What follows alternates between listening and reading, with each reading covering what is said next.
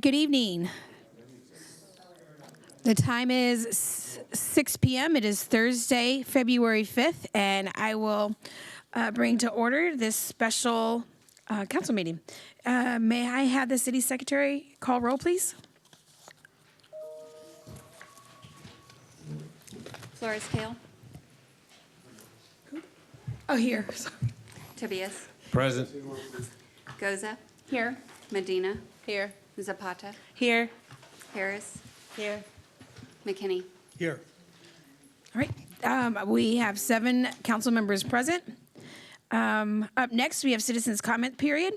The city council welcomes comments from the citizens. Those wishing to speak are encouraged to sign in before the meeting begins. Speakers are provided with an opportunity to speak during this time on any agenda item or any other matter concerning city council business, and we ask that they observe the 3-minute time limit. I have 3 forms. Up first is going to be Isabella Guzman.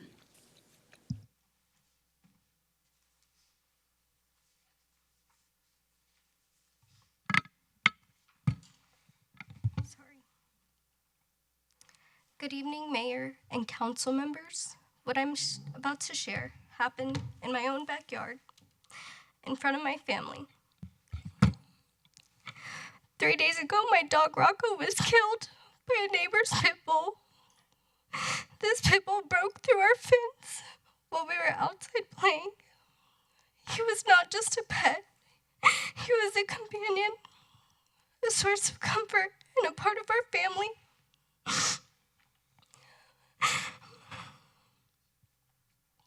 Sorry.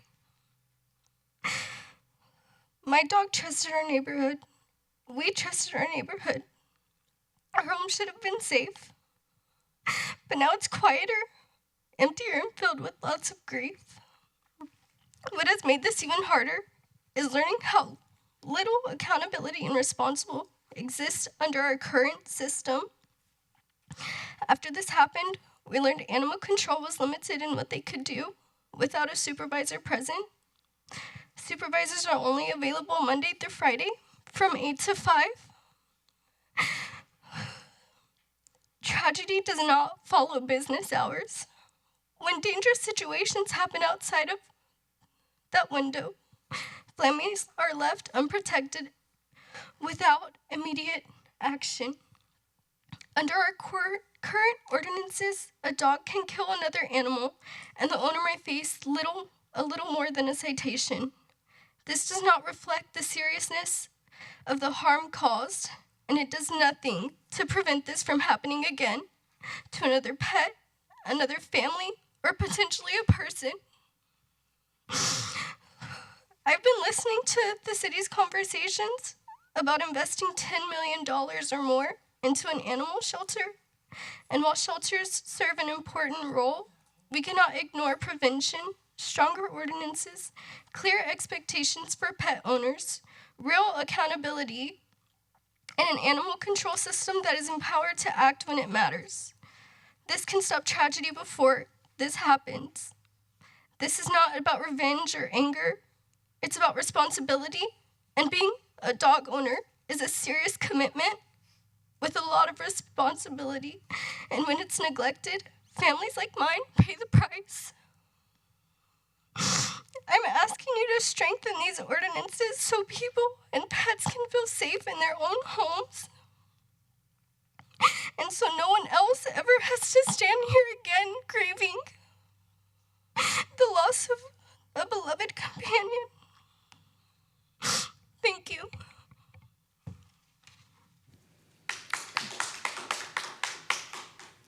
Thank you. Well, we're not allowed to respond, but I'll follow up. Up next, I have Linda Sherman, please.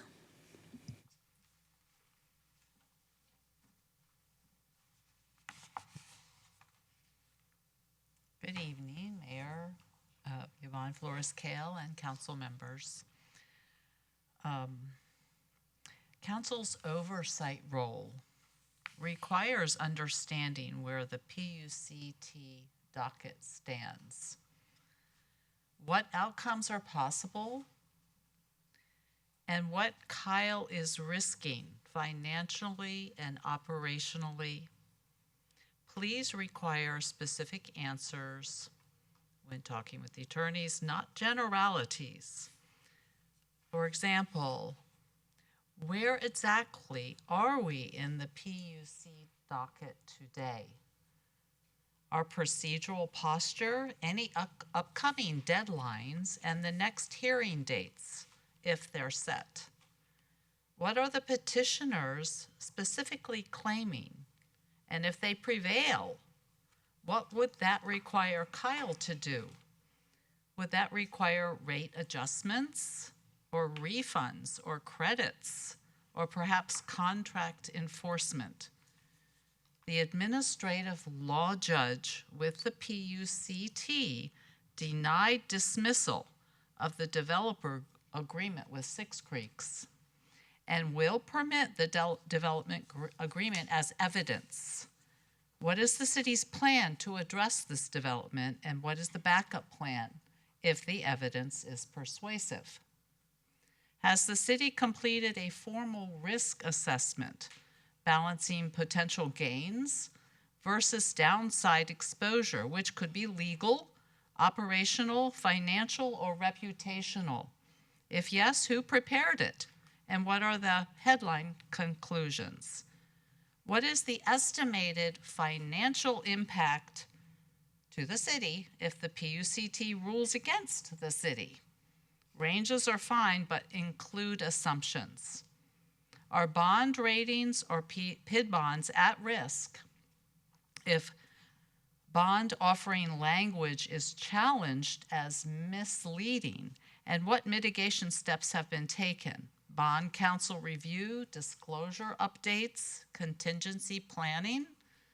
Has either side attempted settlement discussions, mediation, or narrowing issues? If not, why not?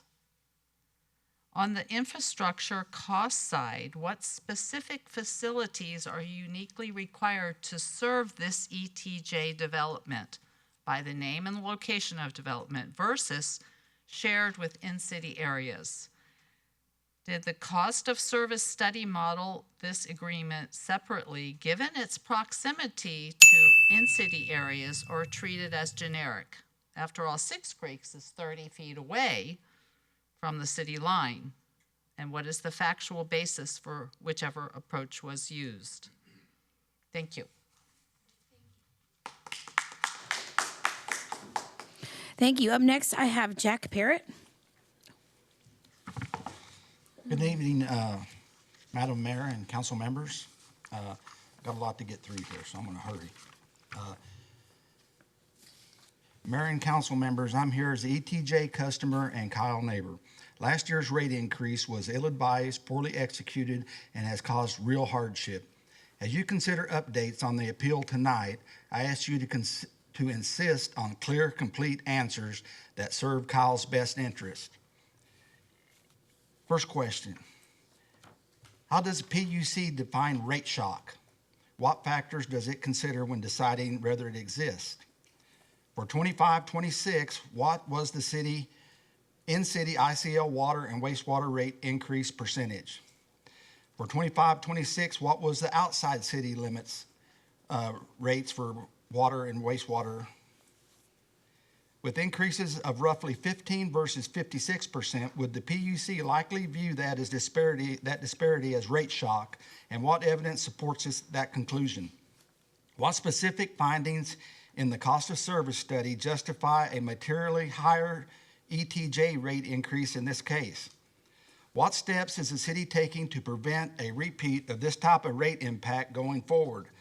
Methodology, government notice, phasing, or caps?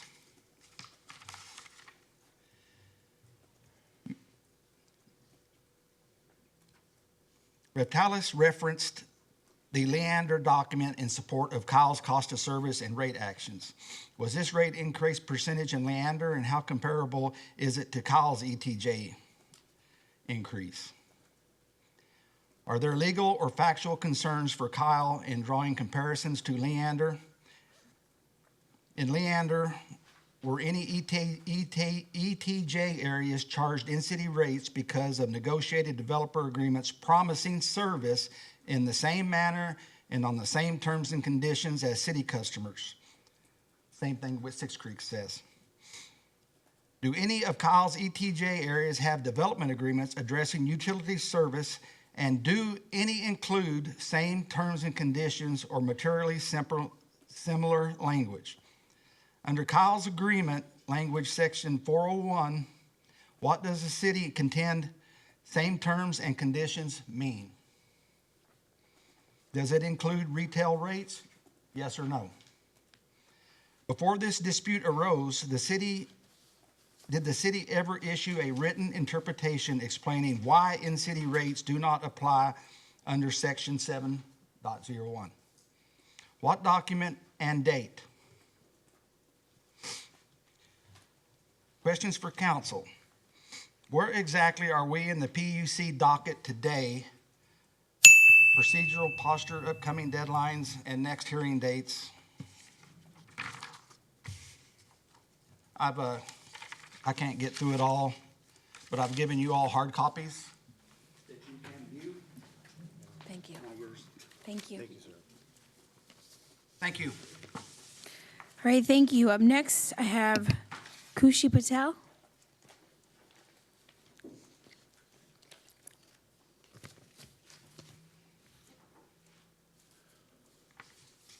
Good evening, everyone. Mayor and council members.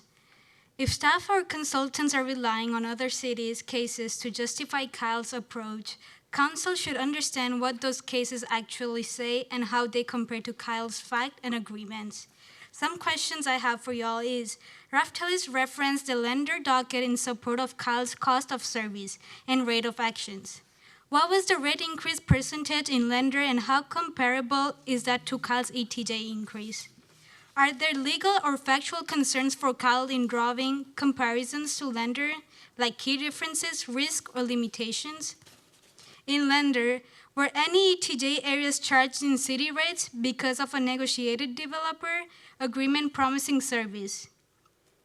Do any of Kyle's ETJ areas have development agreements addressing utility service terms? And do any include same terms and conditions or materially similar language? Under Kyle's agreement language, example, section 401, what does the city content same terms and condition means? Does it include retail rates, yes or no? Before this dispute arose, did the city ever issue a written interpretation explaining why in-city rates do not apply under section 701? If yes, what document and date was it? We are not just asking questions to be difficult. We are asking because disagreements are the reason many of us chose to move here. As a student, I'm learning that contracts and promises should mean something. We have laid out the facts, and now we need some answers. Thank you. Okay, thank you. Up next, I have Vic Allen, please. Thank you. Good evening, Mayor, Kale, and Council. I briefly wanted to address the items that I have serious concerns about regarding the Raftelis rate study in your meeting with the Gosling Attorney Group. Please ask Gosling how many municipal cases in Texas which have our in-city rate contracts have they litigated, and please name them. Ask Gosling how many municipal water cases in the state of Texas which have in-city contracts such as ours have not been enforced by the Utility Commission. Please name them. Ask how much will Gosling be charging the city when this charade is over. Please ask your finance department, who has failed to produce quarterly financial statements for how many quarters now, and why has no one demanded that, and whose responsibility is that? You have no way of governing a city without knowing what your finances are. It is evident that there's a massive cover-up going on, and the city is using the water OCL rates to Band-Aid over the problem until growth catches up with the city's financial issues. Your reasons for charging Six Creeks higher water rates were stated that it costs more to deliver water to the outlying developments because they are further away from the city. Yet Water Ridge is an additional mile through Six Creeks, which is only 30 feet from the city's water main, and Six Creeks paid for the upgraded water main to go to Water Ridge, yet they get in-city rates and Six Creeks does not. The city's webpage used to state that you don't make money from the city's water department. However, if you ask the right people, it's apparent that the city is pocketing 50% of the rate increase. I might add that the statement was there months ago and it has now been taken down. I wish I had a screenshot of it. Ask your water department. I'm sure they know that it was there. I'm sure someone knows that it was taken down.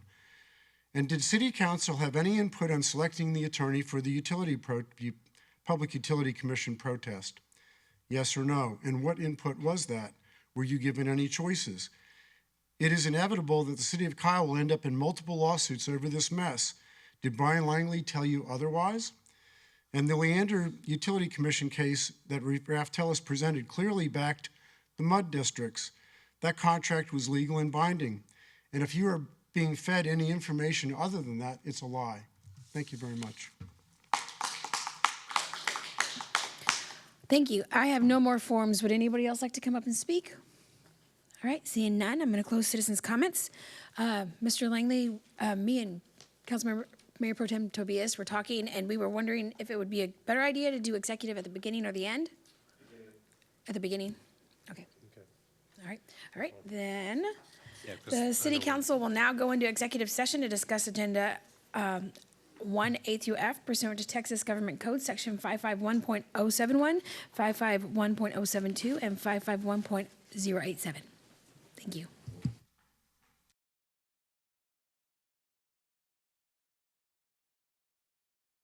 Call the meeting back to order. There was no action taken in executive, and there will be no action taken now. I'm going to adjourn executive session.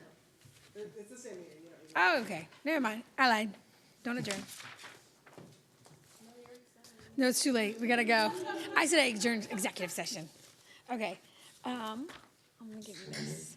I'm going to wait for Tobias to get back. Thank you. You're welcome. Unless we want to move forward.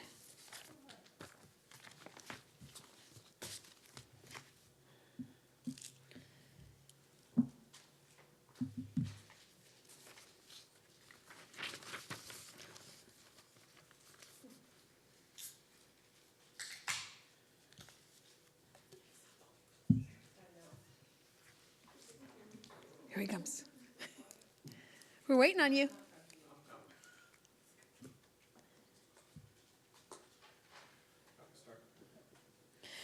All right, up next, we have agenda item 4, staff reports and presentations.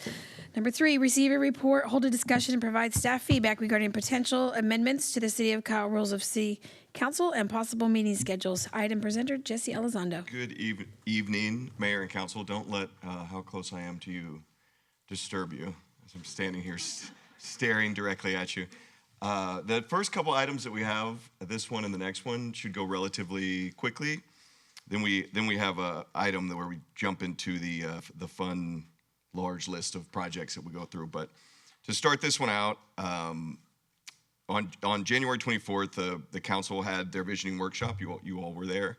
We had good discussion on several topics. One, it was regarding the broader governance and meeting structure and improving the meeting structure that we have within the city. Staff took feedback from those good conversations and came back with really 2 things we want to talk to you guys about tonight. Now, I'll kind of say this is all wrapped up kind of in the rules of council. So as we walk through these, get good discussion feedback from you guys, we'll bring all of this will come back. So all we're asking for tonight is some general discussion feedback to get how you guys feel about these changes and what they would look like. And then we will bring all of this back at a future meeting. So no votes tonight. That's why we have this kind of casual style that we're sitting in. Is we're trying to encourage just a easy conversation on a few of these items. So the 2 items really that we're looking into for this agenda item is, one, looking at council committees.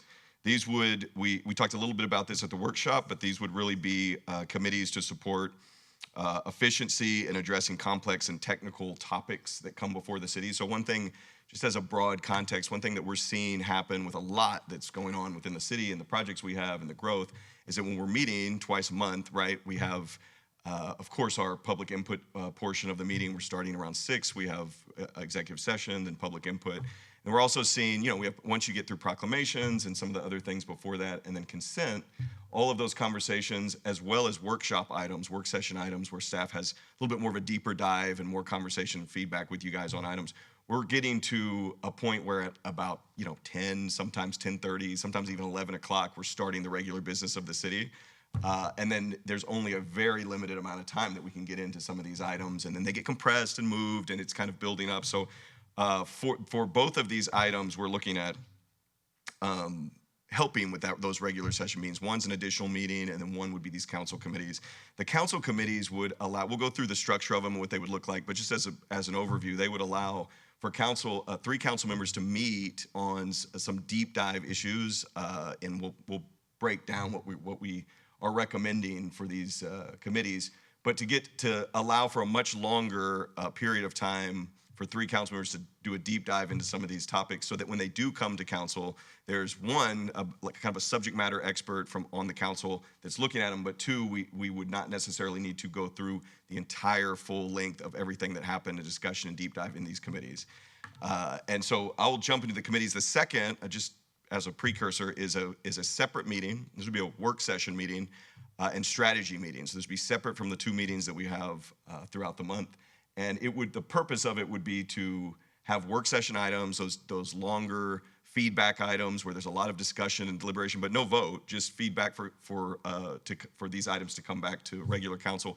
A great example was the Greg Clark Park Master Plan that we looked at recently. I think that was an hour and a half conversation, a lot of great conversation, a lot of good feedback, but it took up a large portion of that meeting that ended up, I think we only got about halfway through that agenda before we had to stop. So we're looking at that, as well as on the strategy side, helping set some priorities and identifying priorities and projects that council has that may not necessarily be on staff's radar that we're going to bring forward. So a lot of times we'll see these items come forward from council members at the last items on the agenda, where there's a long discussion about what it would be and why a council member wants to see it and have it brought back. And those are great discussions and great items, but again, within that very limited time frame of a regular meeting, it cuts into that. So this would be an additional meeting. What day it is and what time, that can be determined, but it would be work session items only. We could also put executive session items in there. As you saw tonight, executive session can take a huge portion of our meetings. We could have executive items on there, work session items, kind of clear the deck so that our regular meetings can of course, have our public input section, the proclamation section, obviously all awards and stuff like that. That's always going to be at the regular meeting, and then get started right away on the items for the city. So we'll quickly look at council committees first. What we're recommending is these committees as a focused working group of 3 council members. So the reason there's 3 is because you wouldn't want to have a quorum of council members in these committees. And they'd be appointed to different committees, which we'll talk about in a minute, to do a deep dive into specific policy areas and complex topics. That you can read through these bullet points. I won't read them for you, but these committees would support all of that detailed work, give plenty of time. A lot of times these would be done during the day, so you'd have plenty of time to look at all of these kind of deep dive topics, which we'll talk about. But the final decision on anything that goes to these committees, they would be a recommendation from that council committee to the full council. So a lot of times there would still be a presentation, obviously, to the council, and then those committee members, those council members that are on those committees would be able to walk your colleagues through what was talked about, the deep dive into it, and save time, but also really let you guys see some of these items we just don't have enough time to get into. So we could queue up certain items that council could look at, and it would be very helpful. But again, the final decision for any of those items would remain with the full council. The structure, what we're recommending, obviously this is up for conversation tonight, but 3 council members per committee. They would focus on key areas. It would be advisory in nature, as we just discussed, and it would help staff by. They would be open meetings. So these would also be open meetings. It would be posted like an open meeting. Citizens could come and sit and watch these meetings as we go through different things. It wouldn't just be kind of like our task force have been, which are just kind of private meetings where we meet and discuss things. These would be posted and be open meetings. And they would be designed to inform council, get feedback from council, help staff align priorities with what council wants, and then bring it back to the regular meeting. So the recommendation from the visioning workshop and from staff after discussions is to have really, to start with, ultimately we could have more if we find them beneficial, but to start with 3 committees. We're looking at one, the finance committee, which would be 3 council members, right? Infrastructure and development committee, which would be another 3 council members, and then the agenda setting committee would be some combination of probably one of each of those committees, and then also the mayor, because the mayor is already on the agenda setting meetings that we have. The agenda setting committee, I would point out, would need to meet regularly because it's obviously going to follow the posting of the agenda. So those would be scheduled meetings. So obviously whoever's in those on that committee would need to make sure that it would fit with their calendar. However, the finance committee and the I&D committee would meet as needed.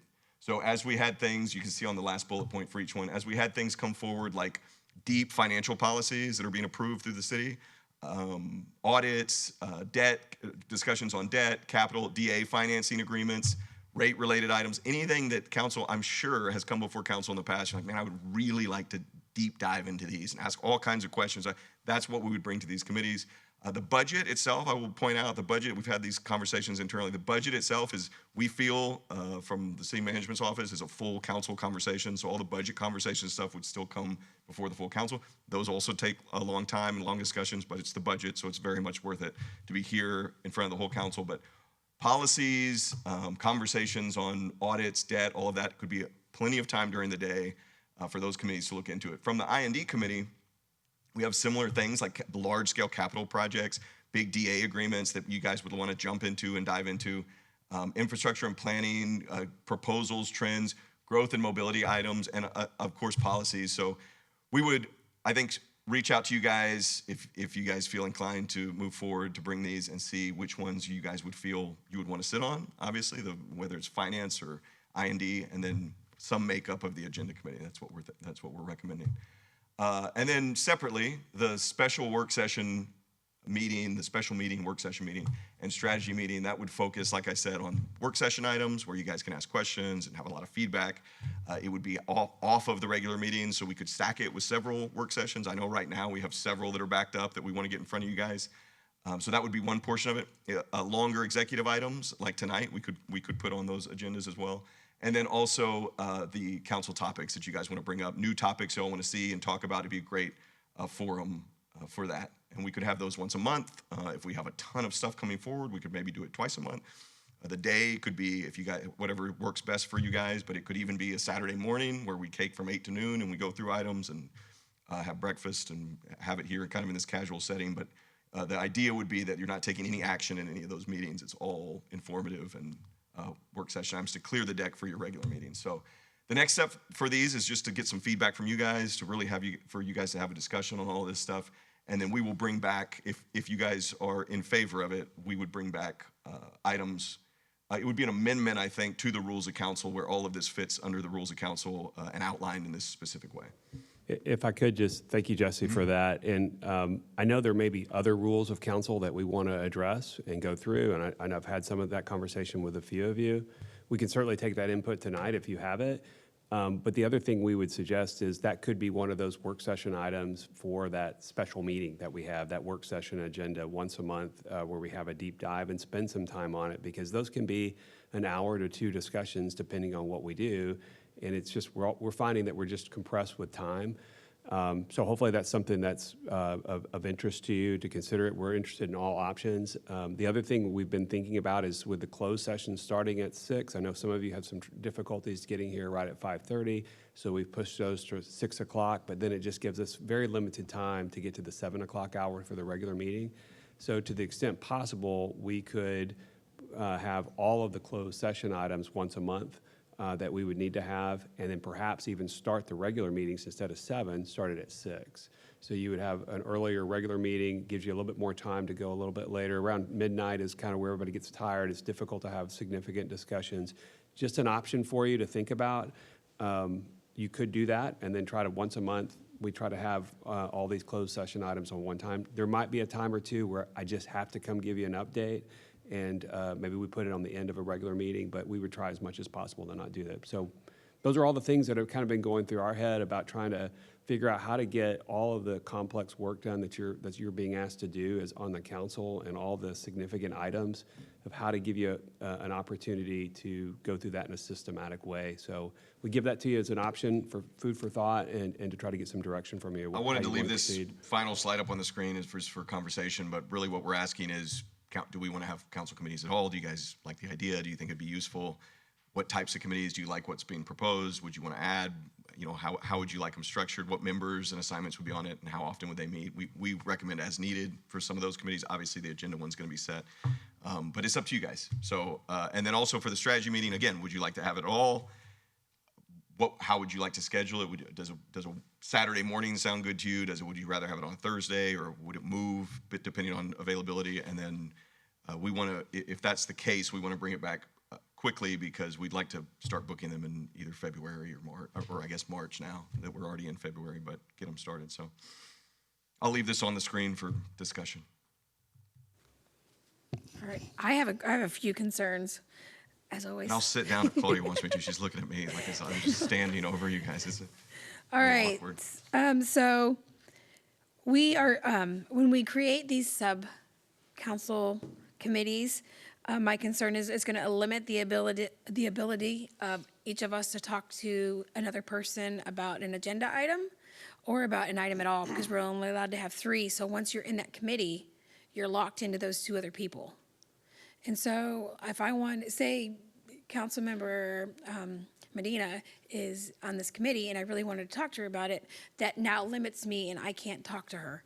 And so even if she's on this committee, we're going to come to the council meeting, and regardless of what they talked about, if I still have the questions, that doesn't solve the solution for other people having questions, just the 3 people that are in that group.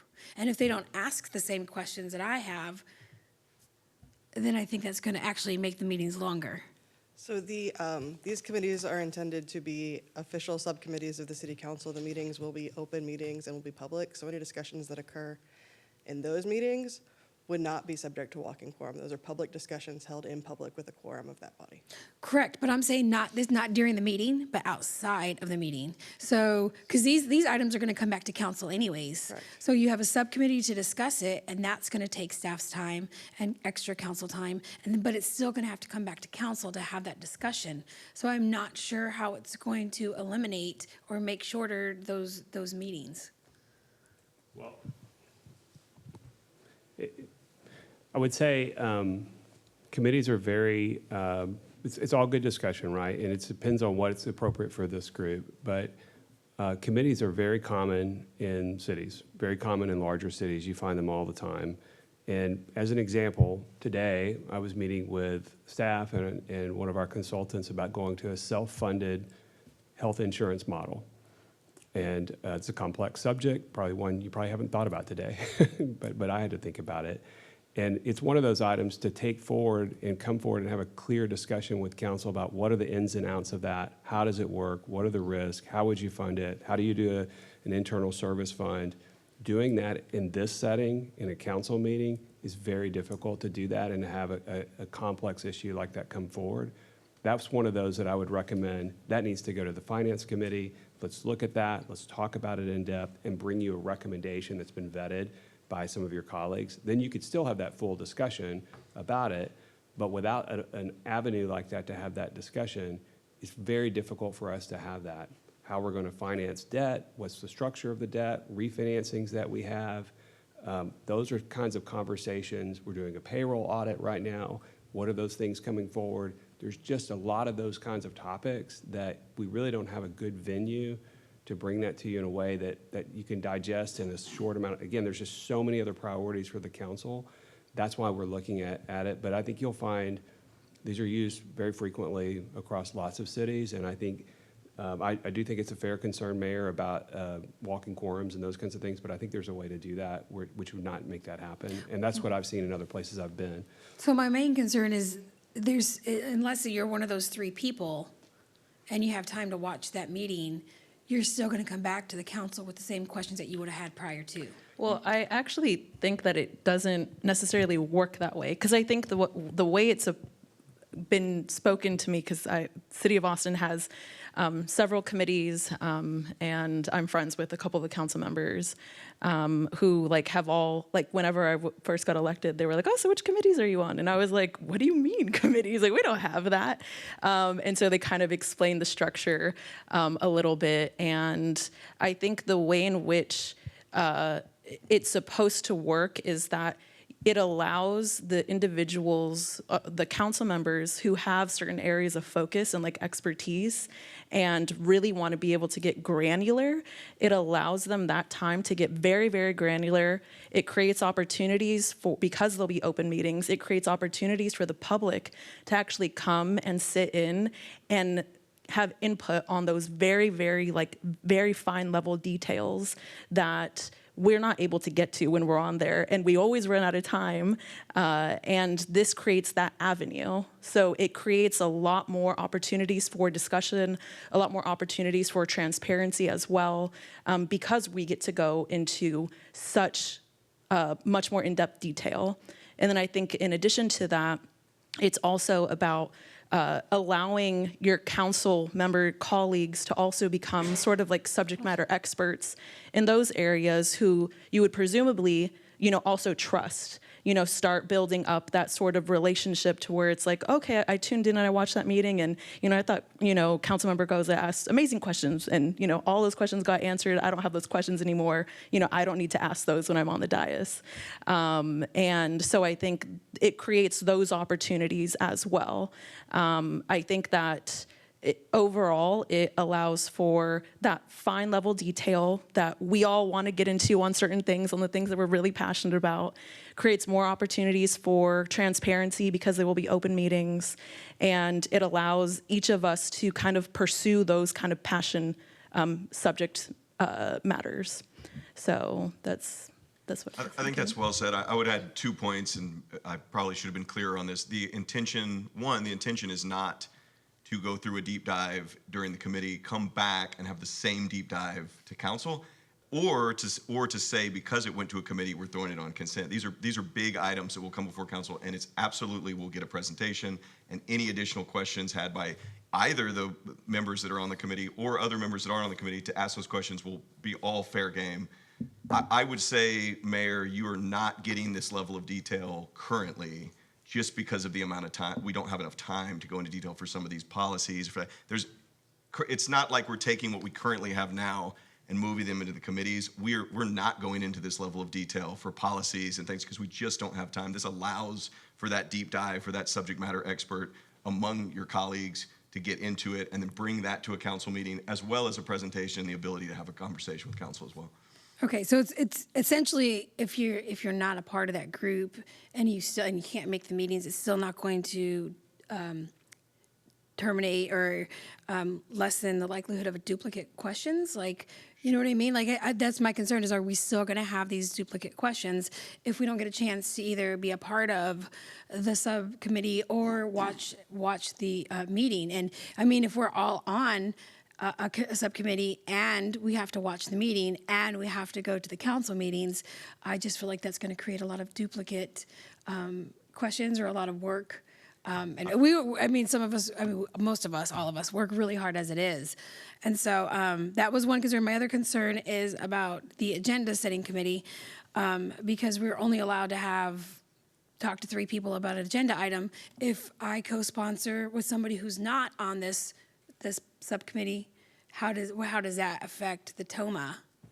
Again, the committee would be an open meeting, publicly posted. So any deliberations that occur in that meeting are open discussions. So they're not part of a walking quorum. They're open to the public. Right, but what I'm saying is if me and Councilmember Goza wanted to work on a sponsor an item, but she's not in the committee, does that? Yeah, and I want to be clear, maybe we've muddied this a little bit, but the agenda setting committee, the structure that at least we've envisioned is that would just really, frankly, be to talk about the order of items that are on the agenda, what's the length of the agenda, how many items are there, when items for discussion come forward, and if we end up having this third meeting once a month, what goes where and when. And how do we do that? And how do we plan out not only the agenda for the next meeting, but really the agendas for the next 2 or 3 months so that we all have a good idea of what the timing's going to be. So it's not meant to be, let's sit down and talk about what item we want to work on together to put on the agenda. That's not the purpose of it. The purpose would be to talk about scheduling, what items are there, when's too much. Sometimes I've been guilty of that. Too much has gone on an agenda, right? And you can't get through it because something's political or something takes more time. What goes on consent, what goes on individual action. Those are the times that I've seen that we need some help making sure we make the best decisions on that. I think it adds a level of transparency to how our agenda is set, how do those items come forward. I've seen, in my experience, conflict between the manager and the mayor, or between the mayor and the manager and other members of the council, because people don't have transparency to when items are coming. And some members of the council sometimes feel like their item never makes the agenda. Why is that? And why can't my item get on here? Why is the discussion that I've asked for, where is it? So it gives them that transparency to that, so you can see all of that happening, and hopefully gives you a better product. And if you have somebody from each of the other 2 committees, you're seeing what the other workload items are, what are the things coming through the whole group, and then you have a good discussion about what you want when. That's been the goal of it, and that's what I've seen in a couple of other cities that I've been at. It's just an idea, and if that's something that's not agreeable to the council, there's certainly other ways to do it, but that's the message behind it of what we're trying to do. But it's not about deciding what item you want to co-sponsor. You could still have that separate discussion. Right, but, okay, so my only question, as long as we're not going to discuss the items themselves. Right. It would just be the placement of it, because, That's right. again, I don't want to limit council and what they can put on the agenda when we work together collectively with other council members. Yes, ma'am. I think that's exactly the idea, is that it would not be, let's present the whole agenda to you and walk through every single item, what is and isn't in there, and get opinions, and people decide what they want to do. That's not the purpose. In fact, that's not allowed. It would really be just order, timing, and there would be a vote to, let's go ahead from the agenda committee, they vote to recommend that forward and move forward. Or So- we could look at, I'm sorry, go ahead. No. So when they do that, because ultimately the charter states that it has to be the mayor or the city manager, so they can vote for it to be that way, but ultimately it could be changed Well, by, I I don't would want to be- vote to outdo the charter. sure, I would be directed to post the agenda with those items on there. And as you know, either you or I can place any item on the agenda.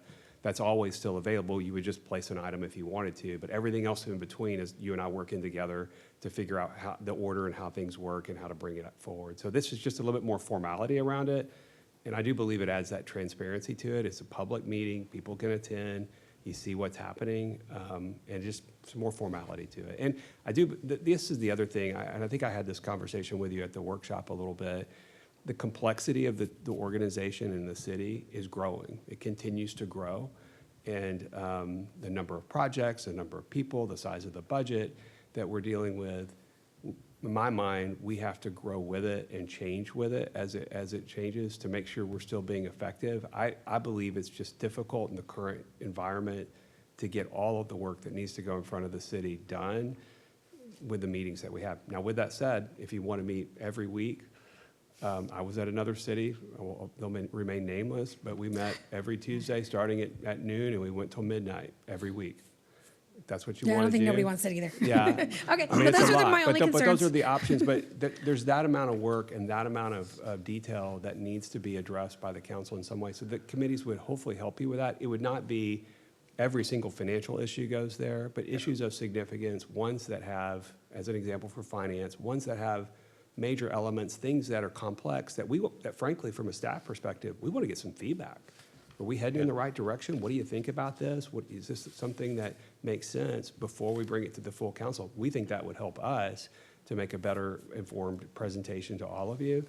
And then for the development projects and infrastructure, Jesse outlined, I mean, we have oodles oodles is a technical term, but oodles of infrastructure projects. They all have their own complexities and issues with them, but you also have a very sophisticated city that's growing rapidly with development. And development agreements, as you guys all know, they're complex. There's lots of pieces to them. There's how you finance them is complex. I've found that our ability to work through those issues is there's just not enough time with it. Yeah. So that's the idea behind it. Hopefully that helps a little bit as you think Yes, through it did. Thank you. If I could just quickly add, running meetings before, let's take, for example, the agenda items. We can really focus, let's say, the first part of the month, we can really focus on any proclamations, any presentations that need to be done. We can set it up there. That way, the residents are pretty much informed. These are the items that are going to be talked about as far as proclamations and presentations and so forth. You have your finance and you have your infrastructure meetings that come up. The residents can follow that, and they can say, this is going to be coming up on the next meeting or the week after, or let's say in 2 weeks, all these considerations are going to come up within the next 2 weeks or so. You then give that transparency to the residents to say, hey, look, here's projects they're talking about, here's the budget they're talking about, here's the parks situation they're doing. They look like they're going to be talking about this and maybe making a possible vote instead of it just showing up, because again, we get a lot of these emails or text messages from people around the city that say, I didn't know you guys were putting this on the agenda. I didn't have time to review it. But at least maybe in that sense, that committee can break some of those down. Those residents can come up and say, hey, I hear you're talking about this financial budget issue. I want to make public comment on it. The three people can discuss it, and then they say, all right, well, it now goes to the agenda people. When should we be able to put it on? Brian can say, this is of a high priority. We can gather it for the next meeting, or it's something that's not a priority. We can put it on the third meeting or whatever, or we can have it on a Thursday, whatever it is. The residents then can know that those votes are coming, those conversations are coming as a whole. Maybe that's kind of how I'm looking at everything.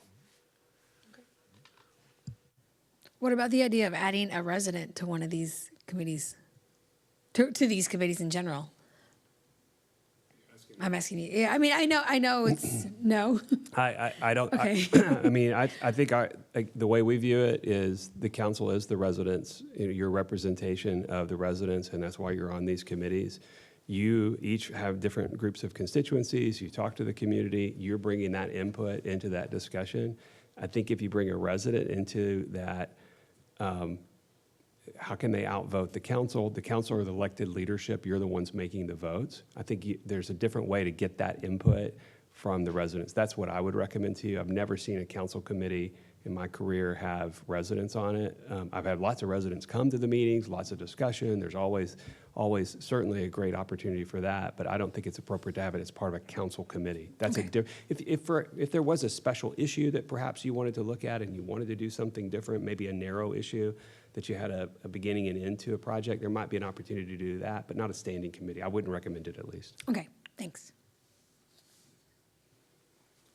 I feel like anything that we can do to kind of streamline and be more efficient for our regular meetings, because, I mean, obviously, like, there were a lot of complaints after the last one for how long we took an exec, how long we took to finish up. I mean, sometimes we're not even finishing a full agenda before we're done. And I feel like there's no harm in trying something different. And if it doesn't work, we can always throw it back in reverse. we know how what we're doing works. No harm in trying something different. If it works better, perfect. If it doesn't, we can go back. So Good, I agree. Either way, this council is putting in a massive amount of time, a lot more than we did a few years ago. And, you know, I just think we all need to realize that this is a major time commitment for us and have to agree that that's going to work, that we will make that a priority if we do these committees. Well, I hear you, and we always want to be very efficient with your time, and I know that may not feel like that at 10 o'clock, but we want to be very efficient with your time. So we would try our best to be concise, to be on the point, make sure we don't waste your time.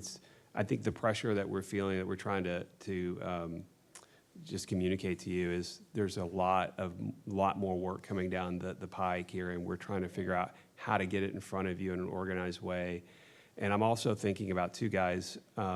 Budget season is right around the corner, and we're going to talk at our meeting in March 6th through 8th is our second version of the retreat part 2. But we want to talk about budget process, how you want to do that. We're about to ramp up for that. I do believe that is a full council conversation, so Saturdays, however you want to do it. We'll talk about some dates and options and things to look at, but I think it's a three-part, process. I think how we handle the council meetings, the committees, and then the budget coming up of getting you through all of that, a lot of complex topics. But I would say for agenda committee, we'll have, if you decide to proceed with that, it would have some regular cadence to it. We know we're going to have them because we have agendas. But the finance committee and infrastructure and development would be a little bit more here and there, depending on what was of interest to the committee members and what things we thought were of importance. Again, maybe some regular updates would be for things, but then other topics of interest would come to you. Hope that helps. Is this something that you'd like us to proceed with bringing forward as an action item? I mean, is that, yes? I mean, I think it's definitely something that we can discuss. We can get on there and we can see what it looks like, because right now I feel like it's pretty generalized.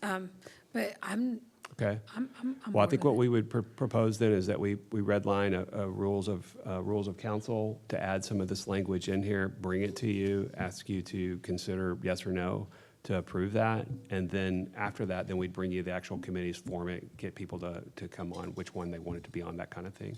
Does that sound like a reasonable approach? Yes. For everyone? Okay, so that's first part of the presentation. The second one is the work session and the strategy meeting. Again, just an opportunity once a month to have more of this work session environment, closed sessions, and then strategies. Like we would have an item, a standing item on that once a month, where we would ask the council, are there other priorities you'd like to talk about, things that you had been thinking about that you want to get on deck and you want to see if your colleagues want to do that, for us to put that in our work plan. That's kind of what we're looking for, is an organized way to do that. Does that sound reasonable to you as well? Because again, that would probably be something in the rules of council that we would have something along that line. Well, I don't want to limit when we can put stuff on the agenda. So I think it's a great idea just to generally do that. But I think if something comes up in the last minute and we want to place something, I don't want to be limited by that. Right, and I think that's a great point, Mayor. I think what we're thinking is you always have that right to put an item on in the agenda by charter. You have that authority to do that. But hopefully this would be an opportunity for you to think about, is it important that I need to do it, or should I wait 2 weeks and do it as part of the strategy session?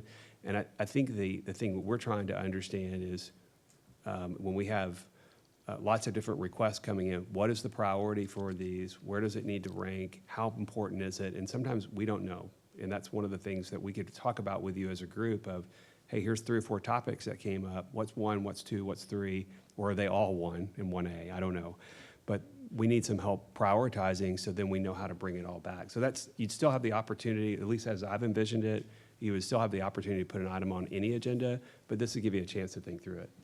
Okay. I just want the council to be very aware that when we make these rules, if that's in there, I mean, it could affect us one way or another. So we just want to, what's good for now, we need to make sure is going to be good for the future as well, to not limit ourselves, and to ensure that if something comes up, or that we always have the ability to put something. So maybe if you put some language in there that limits but allows for exceptions, I think that would be something that would be good for the council. Sure, and your colleagues, if an item got put on and you felt like it was important, they could say, that's interesting, but we think it needs to be in the strategy session in 2 weeks. Or they could say, yes, we need to go ahead and have this, it's really important. It gives you a chance to kind of think through that a little bit. And if there was a major thing that was going to take, you can always put it, Mayor, you can always put it, and that could happen now, right? Well, So someone could tell you that they don't agree with you. Well, everything can be placed on the agenda, right? And I think when we're up here and we say, okay, all together collectively, we do want to do this first or this one second, that brings a little bit more transparency and a little pressure for us to do what we would, normally do. But I think when there's this idea of, I can now tell Councilmember Zapata that, or I can voice my opinion that I don't want her item on this agenda, I want it on 2 agendas, I think that may cause some kind of animosity. You're just, because what you just said is we are all going to collectively decide what is important and what is not. Well, no, I think, and if it's okay if you let me, I think the whole point of it is that we are trying to, I think, figure out how we all move as one, especially since there's 4 of us that are Neil. And so I think this also gives us time to actually talk about those things, like with each other, right? And just learning each other, what our priorities are, what type of vision it is that we have, the different things that we want to pursue. And I think it allows us to, like I said, get to know each other, get to know each other's priorities, and then move together. And, you know, I think, you know, in the I guess, expression, you know, about like, you know, what if, you know, somehow like people were like, no, we don't like your, you know, agenda item, you know, Councilmember Zapata. I mean, it still happens. Like, you know, it doesn't, the animosity doesn't just start because of that. Like the animosity, I think, will be there no matter what. Like if someone's not happy with something being on agenda, like they're just never going to be happy with something being on agenda. But I think Well, now they have the capability to tell you, we're going to wait for that agenda item for 3 more weeks, or we're going to say, nope, we're not on board with that. And that's what I'm saying. Everybody, you might be okay with it until it becomes you. Until, I mean, I'd be like, yeah, that's fine. I don't mind. But what I'm saying right now, you can say, I want an agenda on the next, I want this item on the next agenda, and it's done. But if we limit that, if we say, okay, now we're all going to collectively say, when your agenda item goes on this agenda, you may not be so on board with this idea. Mayor, if I could, I want to try to clarify some things. Maybe I didn't say it well or it's been misunderstood. I'm saying if you said I wanted to have an item on the 17th, it's on automatically. It goes on.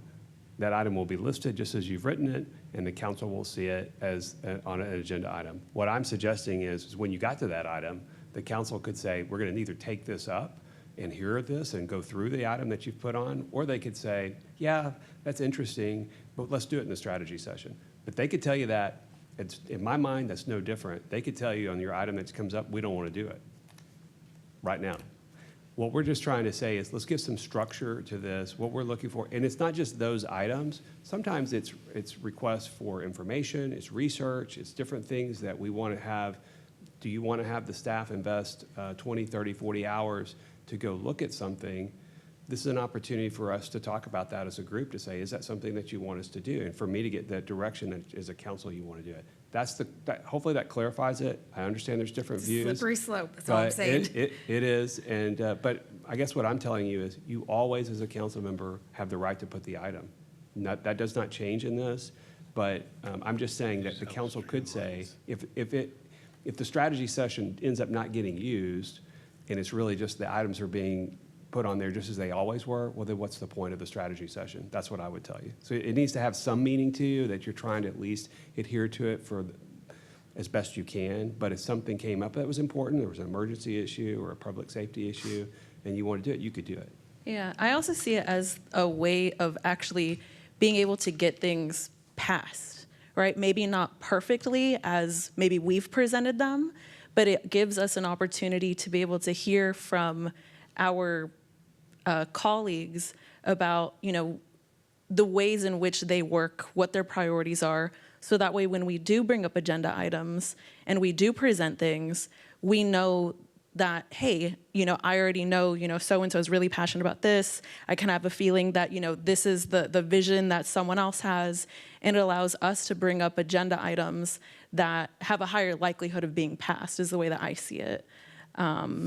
Like that. That's, I mean, I'm okay.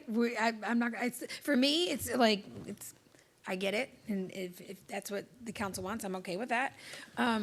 But just be aware of the consequences, because it has been issues before. I understand, because I understand your history on it. Mhm. And that's why, I mean, it's true. Yeah. There have been times in the past where you're trying to bring in an agenda item and you were denied, or the wording wasn't there, or the backup material was not sufficient enough. So I understand where you're coming from, because I have a history, you and I serving together in the past. But I guess what my question would be is, or here's a thought, when it comes to the infrastructure committee itself, if I have a specific issue or a concern, or want to bring something from the resident referencing an intersection, cross lights, street lights, and Mark McKinney has the same thing in his district, that would be something that we would send to Brian. Like, hey, Brian, I'd like to be able to have the infrastructure committee review this, look this over. This is the concern I have. They have their meeting, they discuss it. Oh, here's an item that's coming up. That way, Mike Trimble, anybody else from the transportation could already have all those discussions, and then it could be placed on an agenda item under a lot of, let's say, three of us have infrastructure issues or projects that have to do with street or maintenance, whatever, it's all in one to where people can know that we're going to be having the majority of the discussions referencing our CRP projects. Is it something like that? Or public safety? Or, Well, I think it would depend on the item. Okay. I think, just trying to see I'm not how really we would do seeing the chain of committee command used type of thing. in that way, honestly. I mean, there could be something that you ask the committee to look at. What we're really looking at, at least how we've envisioned this, is that committee would be looking at updates to infrastructure plans. Where are they? What's going on with some of the financing of some of those? How are we moving forward with the projects? Development agreements? What's being looked at with that? What is proposed? What would they recommend? Things like that would go through it. There could be an intersection you want to know. I mean, if you said, I wanted to see if we can put a stop sign at X intersection, in my mind, that should just come to me, not go Yeah. to the committee, and let me take a look at it with my traffic engineer and see what we need to do. But if it was something more significant, Michael, where it was a major improvement, or you wanted to look at, could this be a project or something, maybe that might be. But I just think 'Cause that that would would be a have to be a little different. vote We're for a probably going to have to CIP feel this project. out a little bit, but I Okay. would think individual requests for individual intersections is not really what we were thinking about with it. Okay. And then I guess just a clarifying question, just so that way I picture things in my brain. So the way it would work is, like, I would be able to say, like, oh, I want to add this agenda item. It would get placed on the agenda, but then when we're up here in our regular meeting on the dais, council would publicly decide, oh, we want to take that to a work session strategy meeting. Yeah, so let's say that there was an important item that you were thinking about. For you as an individual council member, you could decide, do I want to put that on the next agenda, or do I want to wait and bring it up at the strategy session that we have? And you get to make that decision, you individually. And if you put it on the agenda as an item, the council could say, wow, that's really an important item. We didn't want to wait 2 weeks. We agree with you. Let's talk about it, whatever. But they could also say, yeah, let's just take this up in the strategy session. But either way, it gets discussed. It's just the timing of when it is. My thought on that is the whole conversation is framed in streamlining our regular meetings, right? It's putting it on the work session agenda versus the regular meeting agenda. It is an agenda. It's an open meeting agenda of the city. My thought is, just recently we had several council initiated items that we had to push multiple meetings because we ran out of time at our regular meeting and they had to move from meeting to meeting to meeting. My thought from looking at you guys is that those items were very important and you wanted to talk about them. Those could have been put on a work session meeting and talked about and discussed at length with no rush or anything, rather than having to move multiple meetings. And then when we get to them, everyone's tired, we're running out of time, they don't get the time they deserve, and they don't get the feedback and ultimate vote from council they deserve. So it's more about streamlining the regular meetings versus what goes on what. Obviously, as Brian mentioned, if you have a gotta-go item that we need this on the next meeting, it's my personal belief this needs to go, it goes. Right. Everyone has that ability. This is more about giving you guys more time and opportunity to discuss and talk about these items versus just cramming them all in at midnight. Yeah, and I think that's a great point, Jesse. The other thing I would say is a lot of times we'll have a couple of agenda items. By rule, they're at the bottom of the agenda.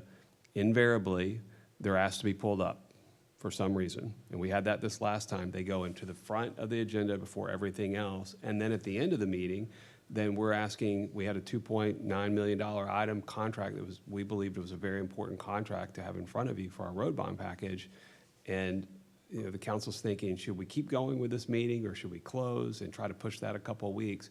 It just is it's a timing thing, as Jesse said. It's just when and where to have those conversations and how to get them done. We want to make sure every discussion that's important to you individually and as a group of council, that we find a way to get it on an agenda and have a good discussion about it.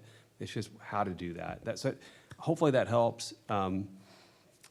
It could be a lot of different ways, but we're trying to find a way to have you have good quality discussions and bring the information that's important to you forward. Well, it seems to me also that this could limit somewhat the items that go on the regular agenda, because a lot of questions could get answered in that work session or the committee session.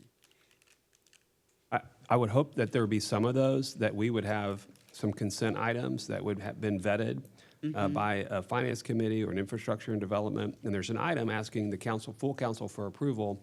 But just like we do sometimes on P and Z items, we say the P and Z commission has recommended 7-0, 6-0, or whatever it is. We would say the finance committee recommended 3-0, has reviewed and recommended as 3-0. And then Can you they have some think so, I comfort didn't- that it's been looked at. It's been looked at by a group of the council. You could still pull it. You could still ask discussions. You could go through it. And there might be others that we take as a full item anyway without being on consent. But it's just that, again, my experience with larger cities, as your agendas are going to grow and get bigger and more complicated, how do you process that information in a systematic way?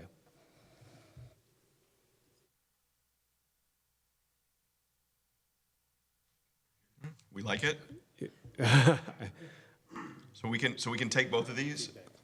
So we can take both of these, craft them into the rules of council, bring back a red line for the next? Sounds like a consent item. I'm kidding. It's No, not no, a consent no. item. We'll bring it back. It'll be the committee item in the rules of council, and then also the work session and strategy meeting as well. Yep. Good? Yep, looks like we're going to be spending a lot of time with each other, y'all. Looking forward to it.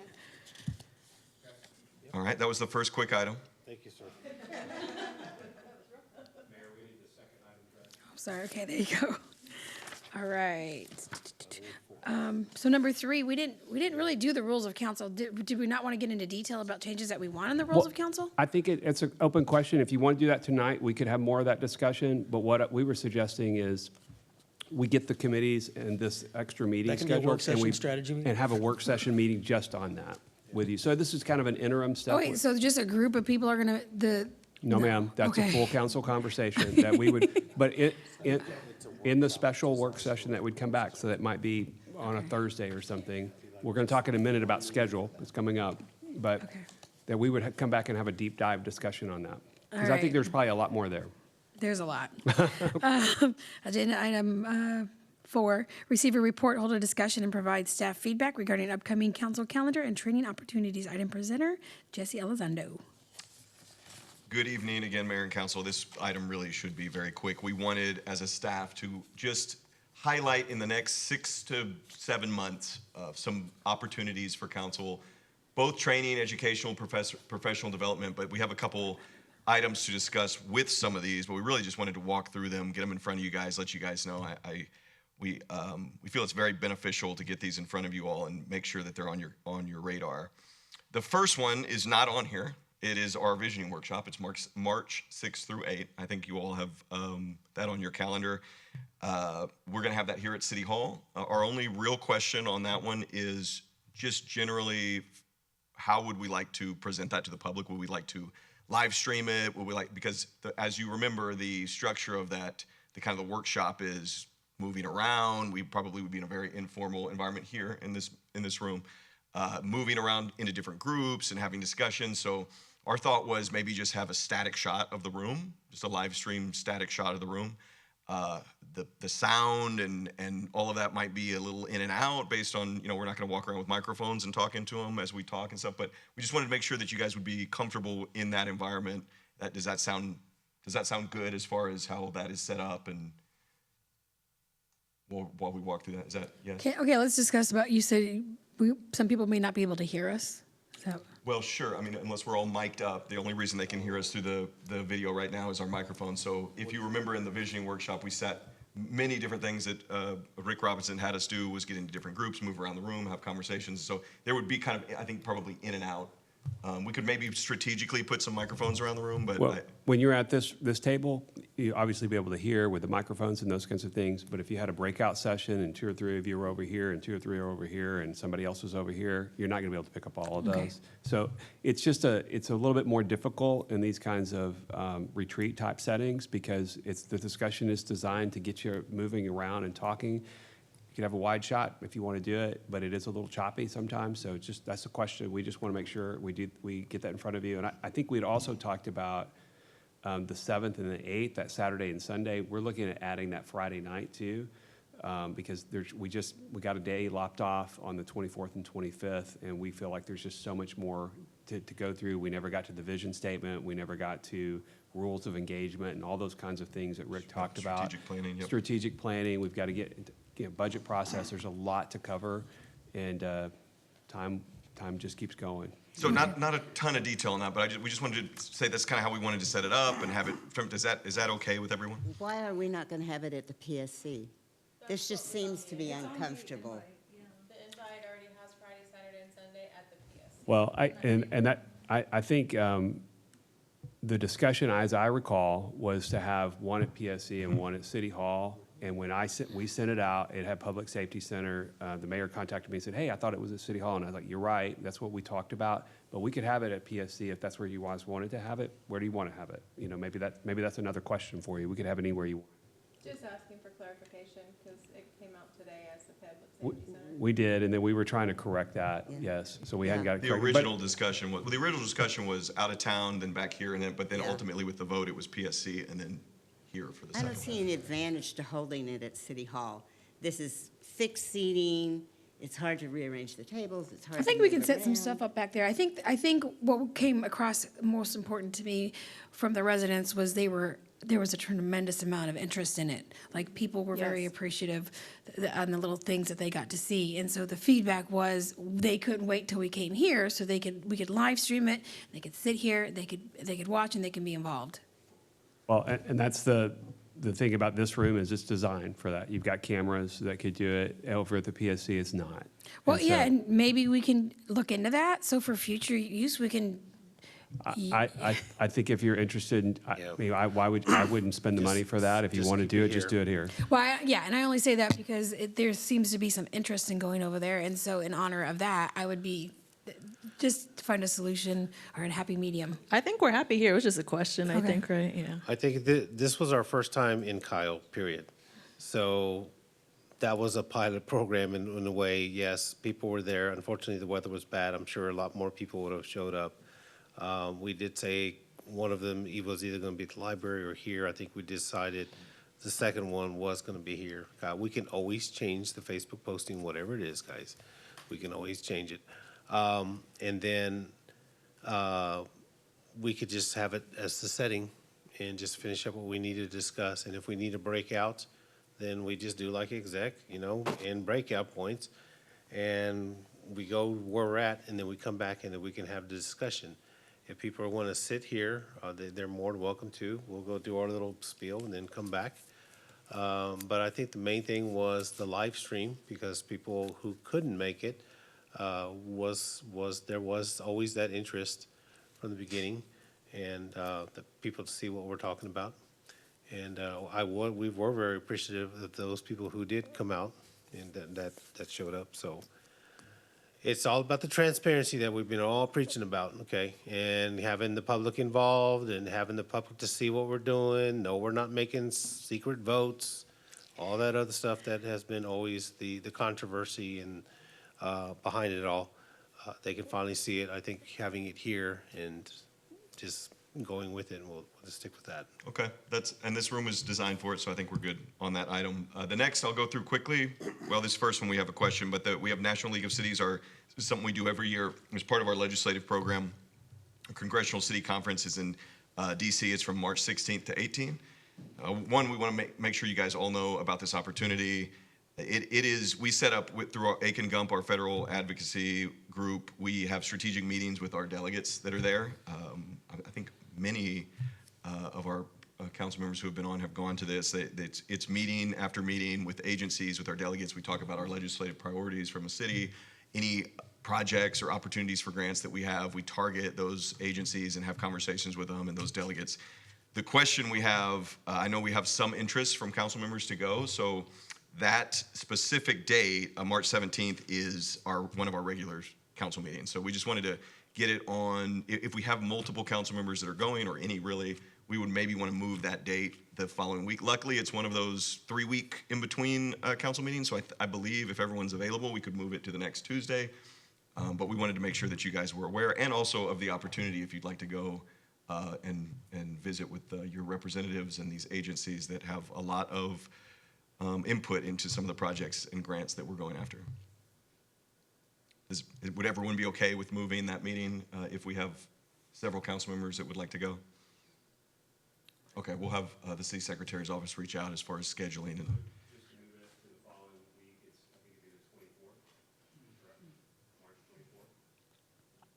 And do we know who's going to this conference? I don't think we have registered anyone yet. We've heard some questions about when it is, and I think we have some interest. And we certainly want to meet with some of these agencies. We have some large infrastructure grants that we would really like to talk to our delegates and agencies about. I think we have Aiken Gump coming in the next 2 to 3 weeks. That's right. To They're meet coming, with council February members. 18th. We've got a few that wanted to do that, and so you may want to make a decision after you meet with Aiken Gump of whether or not you'd want to attend. They'll be here to meet, again, a lot of new folks on council, but they'll be here to meet you and then talk about the program and make sure we kind of have a good agenda. Certainly, I didn't want to make it seem like you guys have to make the decision right now. All the way up until the time we leave, you can decide to go. And then also with your purchase cards being destroyed, all of the reservations and hotels and all of that will be set up through the city secretary's office or the city manager's office. We'll make sure everything's set up in per diems and stuff like that for travel. Can we also see what we can do about meeting with them in Austin? I remember when Congressman Lord Doggett was our representative, he always welcomed us to his office in Austin, and so I think that Mayor, that would throughout be- the year, we have multiple meetings with their district offices. We have great contacts with all of our federal representatives and their district offices. This is a specific time that they're all in DC. It's meant for cities to come out and meet with them on Capitol Hill with these agencies. That all of the timing works out because they're all there and they are ready to set up all of these meetings in this exact time frame. But yes, all throughout the year we have meetings. In fact, several of our federal representatives, because of our legislative program, now contact us to make sure they have certain touch points throughout the year where we meet, and we will certainly set those up and let you guys The know. other thing I would mention is this is a conference as well. It's an National League of Cities conference, so there's sessions to go to. There's different types of events to go to there at the conference. So it's meeting with delegations, it's meeting with the agencies, as Jesse mentioned, and as well of that, a conference on top of it all together. So it's depends on how you guys look at it and what you want to do, but we wanted to make sure you knew about it. Okay, that is actually during spring break for many of the parents, and so for anyone who can't go, that's why I was asking that question. Thank Mayor, you. we have several opportunities coming up that we'll reach out to you guys here with our representatives. So the next few I'll go through quickly. We have a council, we wanted to talk to council about a visit. I think we've discussed it very briefly, but a visit and tour of El Paso Water. We're looking at sometime in April or May where we'd love to take you guys meet with El Paso Water. They have the world's largest inland desalination plant, and they're building a pure water center. They're kind of leading the charge on this type of project, and we have connections there that we think we can have take us around, should give us a tour. I think Mike Murphy and his team is kind of leading this initiative to take us, but we wanted to get that in front of you guys. It could be very beneficial, especially given some of the challenges we have with our projects. So we wanted to make sure that you can put that on your calendar. And we will reach out to you guys when it gets closer. This is a direct potable water system. So this is one of the things that we've talked about is looking at indirect or direct. El Paso is in the process of putting in a direct potable water system. So it's very important to kind of see how that would work and if you're interested in pursuing that here. The next one's an economic development conference. It's ICSC, International Council of Shopping Centers. This is held every year. It's a massive conference in Las Vegas. It's May 18th through 20th. This is our economic development team puts together brochures of tremendous amount of information, land we have available, different counts, traffic counts, and things like that they then shop to people who fit that profile all over this conference. It's meeting after meeting. It's meeting with developers, looking at trends, site selection. It's a huge conference. Obviously, it's in May, so there's a little bit more time, but we wanted, again, to get it on you guys' radar if anyone might be interested in it. In June, 4th through 7th, there's a U.S. Conference of Mayors. This is a bipartisan policy conference where it features mainly mayors that go to this from all over the country, big cities, small cities, but also other city officials that go, and business leaders. They discuss priorities, everything from federal priorities all the way down to local priorities. Incredible connections at that conference. It's in Long Beach this year. I think that one moves around. That's in June, if anyone's interested. Mostly mayors. I think we're part of the Conference of Mayors as a city, and so mostly mayors go to that, but all elected officials are invited to come. And then in August, TML has a newly elected orientation that's in Round Rock, so it's a lot closer. any newly elected officials or any officials really. That's another conference with breakout sessions, but it's targeted toward newly elected officials. A lot of focused training on municipal governments, on legal responsibilities. Great place to go make connections with other elected officials, especially in the Central Texas region, but it's TML, so it pulls from all over Texas. And that's in August, and we can get you guys registered for that if you're interested as well. So we just wanted to get these in front of you, ask those little bit of questions about scheduling and calendars, but if you have any interest in any of these, please reach out to Jennifer in her office, the city secretary's office, just to let her know you'd be interested, and then we'll work out all the registration and travel and stuff like that with you guys. So that is the end of that short item. If there's any questions.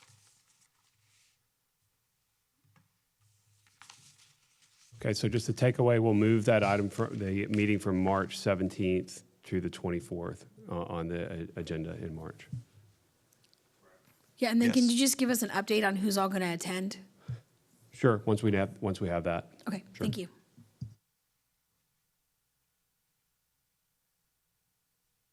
All right, Mayor, this would be the final item.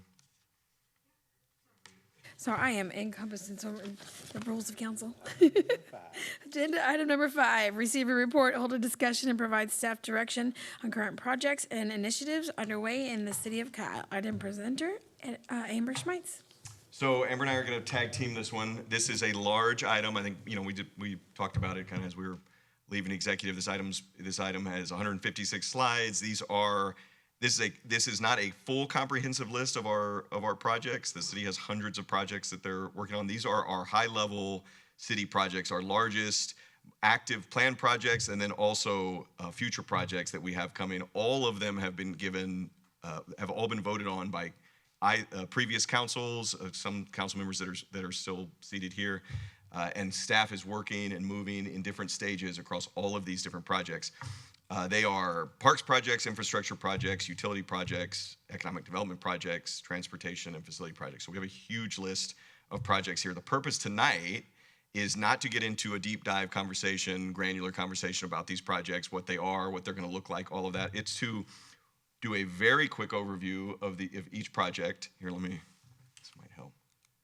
Do a very quick overview of each project to ensure that this council, with a large change in leadership, we have 4 brand new council members, a new mayor, that we ensure the priorities that we're bringing forward as a staff and all of these projects still align with this council and reaffirm the direction from this council to move forward with all of these projects. There's quite a bit here. I think we talked about just starting to move forward with them, and whenever you guys raise a hand or bang the table, we can stop. We could also bring these back in March, but these are all in various stages of moving forward.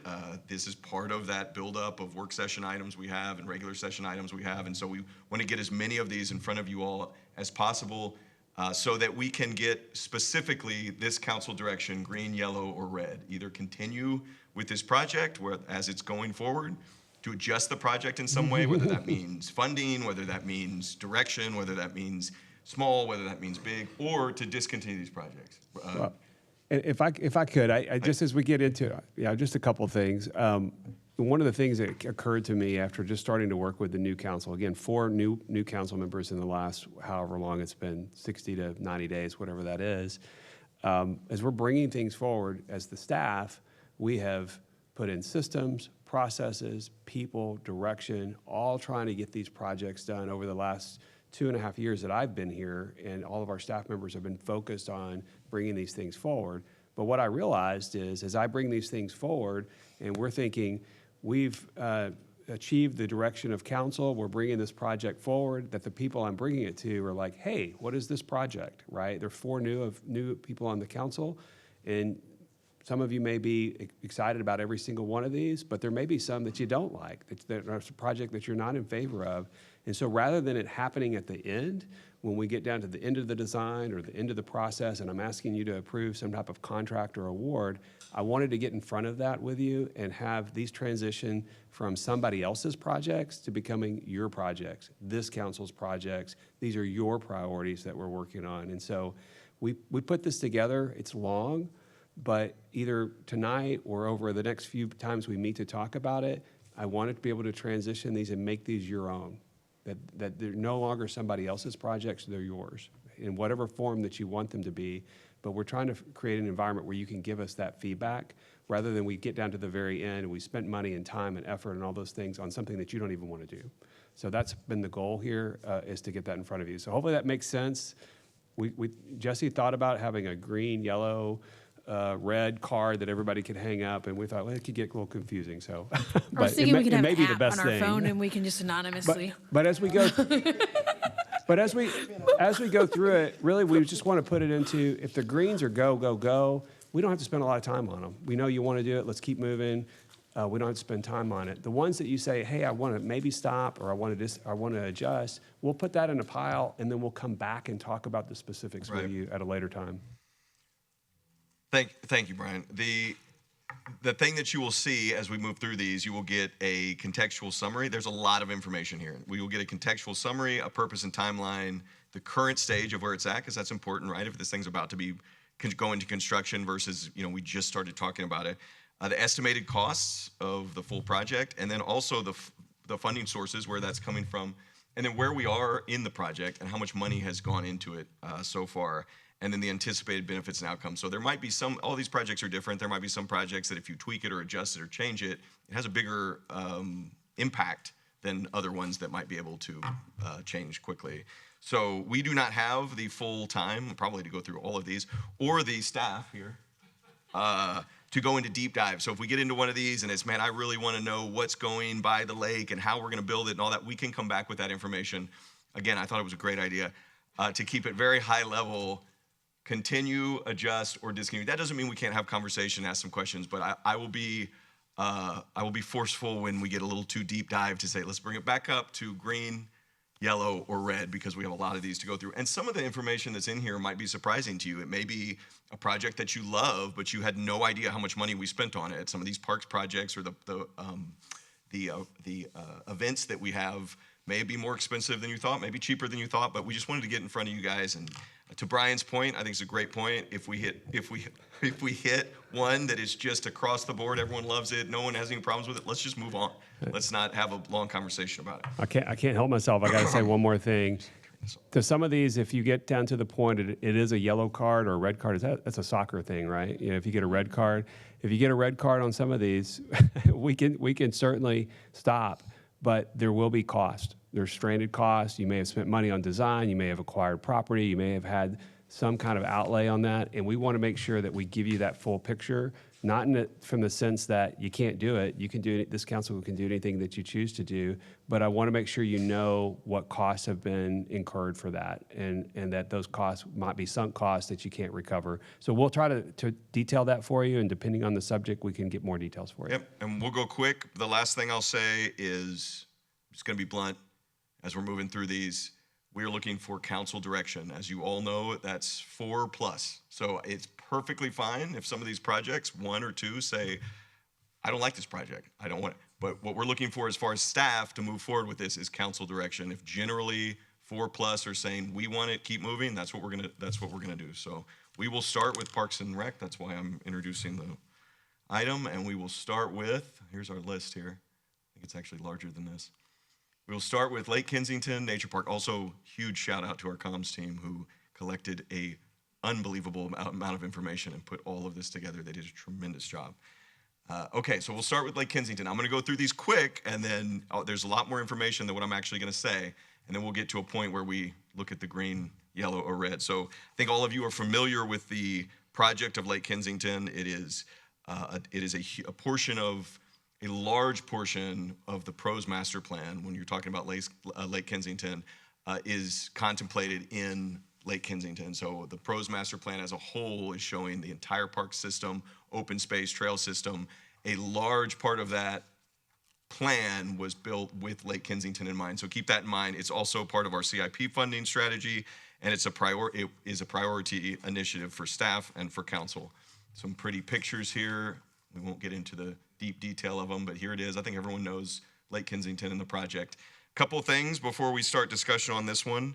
Its current stages in master planning. We have a task force for Lake Kensington that is missing a member. The member is no longer on council. So we would want, if this is a project we want to continue, we would want to bring back an item to put someone on that task force, because that task force sees a lot of the information in meetings before it's brought to council.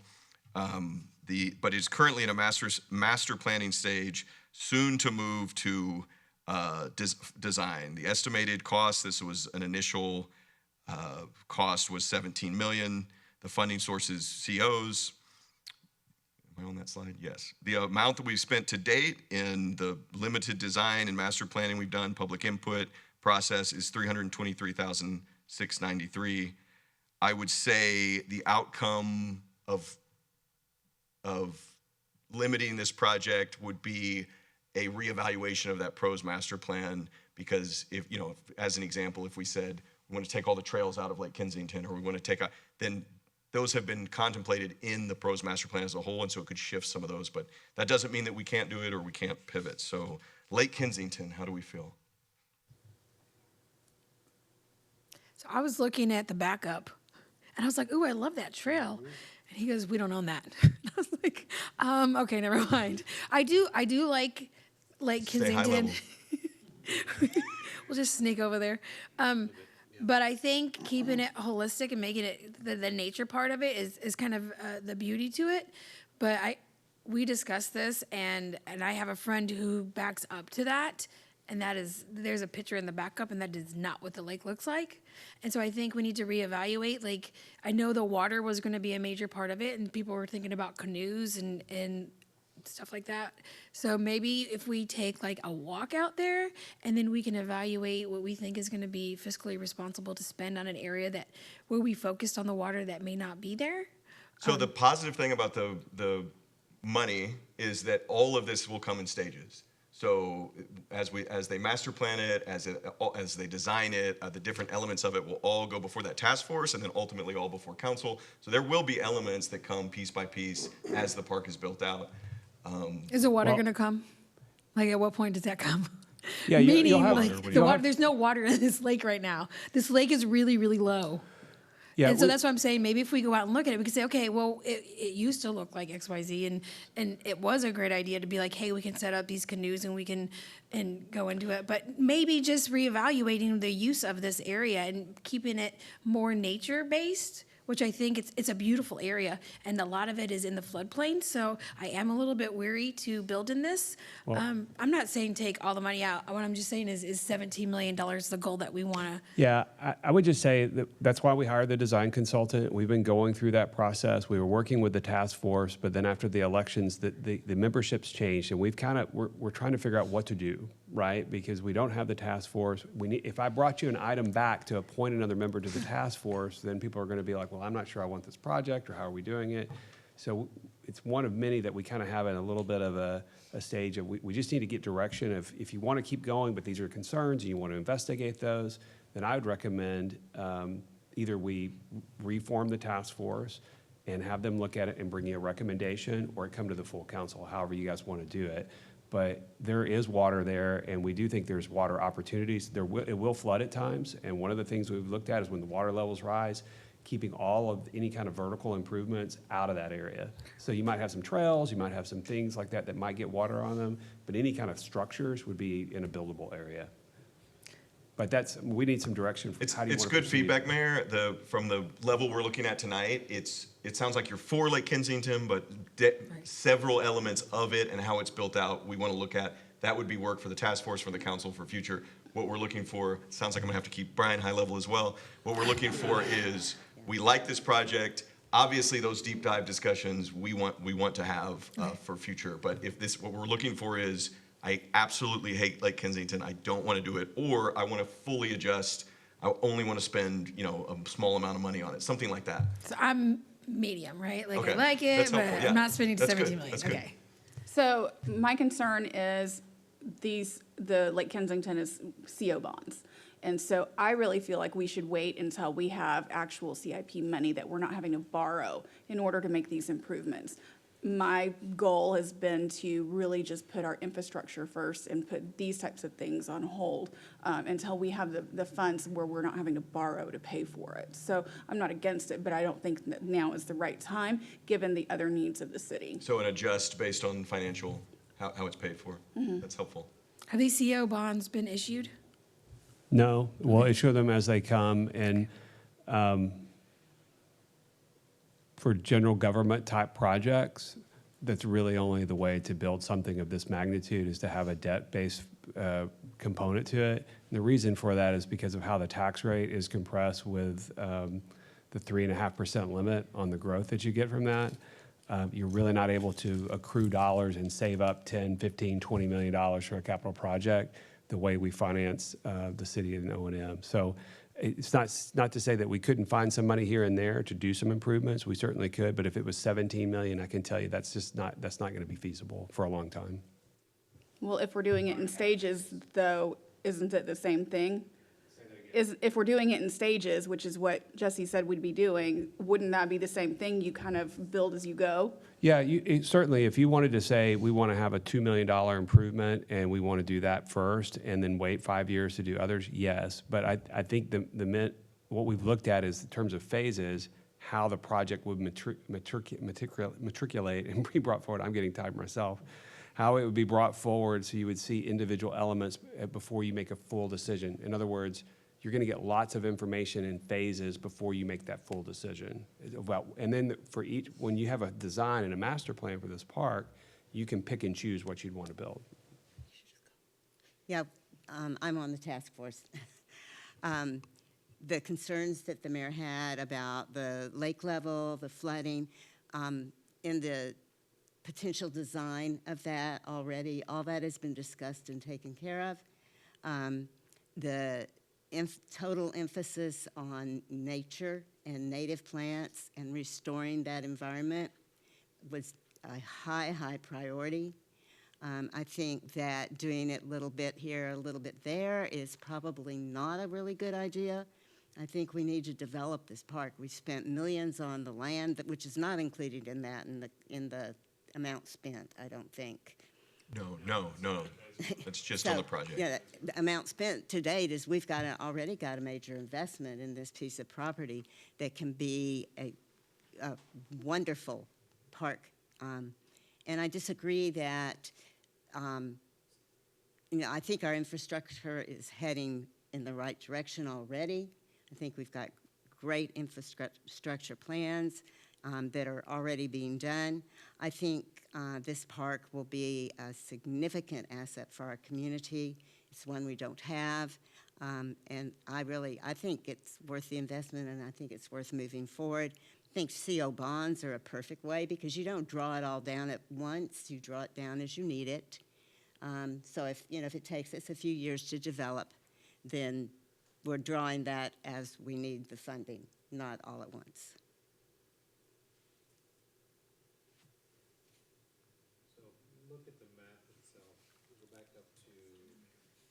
Yeah, something. If we just kind of look at the map itself, going to the second page, there you go. What you see there in the middle, obviously, is what we own as far as the city. And what you were saying before, Brian, to your point, Councilmember goes, is that, yes, this would phase out in time as far as, we build as we go on that end. I'm on the task force itself. That was one of the areas that we're trying to make an improvement for the east side of Kyle. You'd have these two subdivisions that would be affected to be able to utilize that, including, the Vibe Trail that was going to go up on the end there. So that's kind of where we're at. I agree with Dr. Harris that we were trying to really preserve as much as the native grass in the area. It was going to be more of a nature park. But again, it's going to have to come down to the council as a majority to see where we're going on this. Well, it sounds like we need to move forward with bring back a task force item, and then come back with some updates. Yep.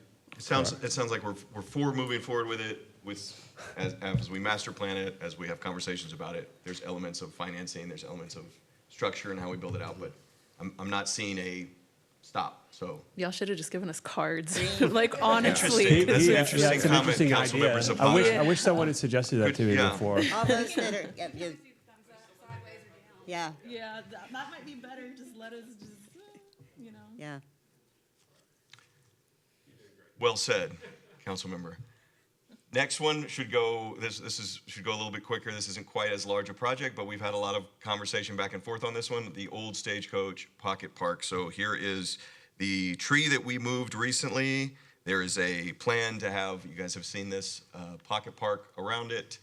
We won't get into the details of it, but the current stage of it is planning and conceptual design. I've actually driven by it several times, and they've started, moving dirt and like the trees there. It looks pretty good, actually.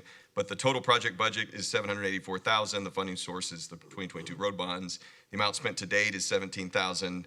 How do we feel about old Stagecoach Pocket Park? I haven't been out there yet, but where do they plant the tree?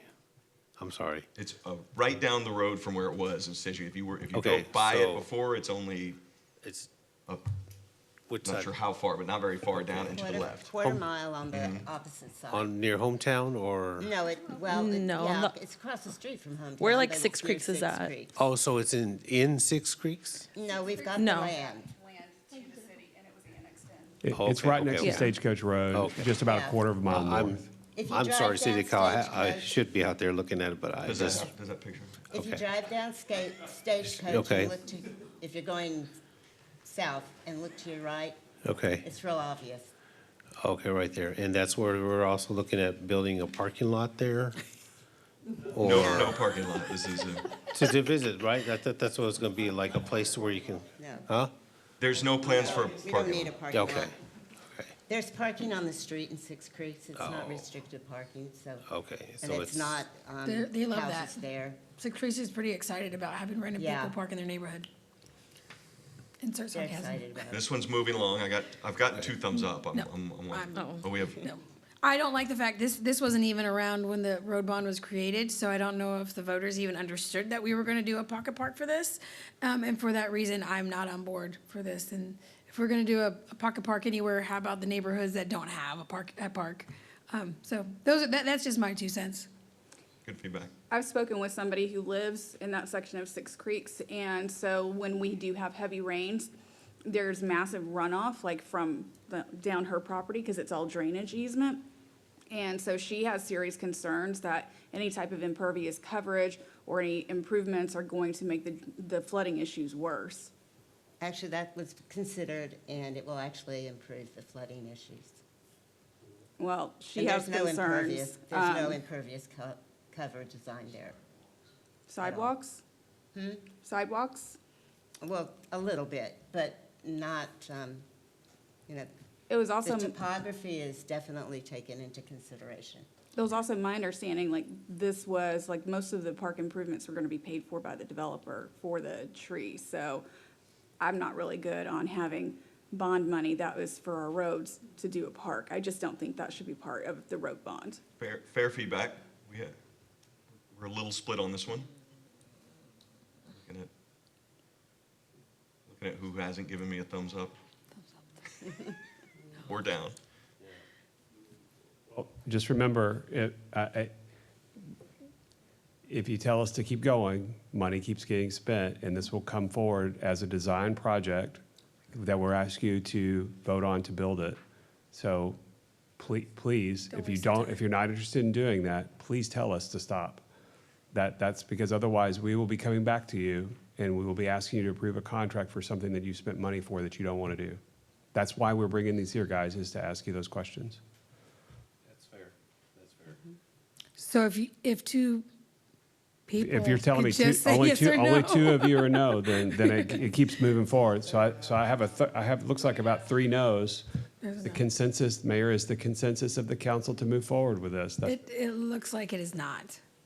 I think we should take a vote. I'm not sure. We it's can't not. take a Well, vote on any of this. we It's could not do that posted. later if you'd like us to Yeah, bring you it can forward. bring it We could back. bring forward, if that's what you're asking us to do, we could bring it forward as But an again, that's gonna update on take this more staff project. time, and that's gonna take money and energy, so. Well, there's already design.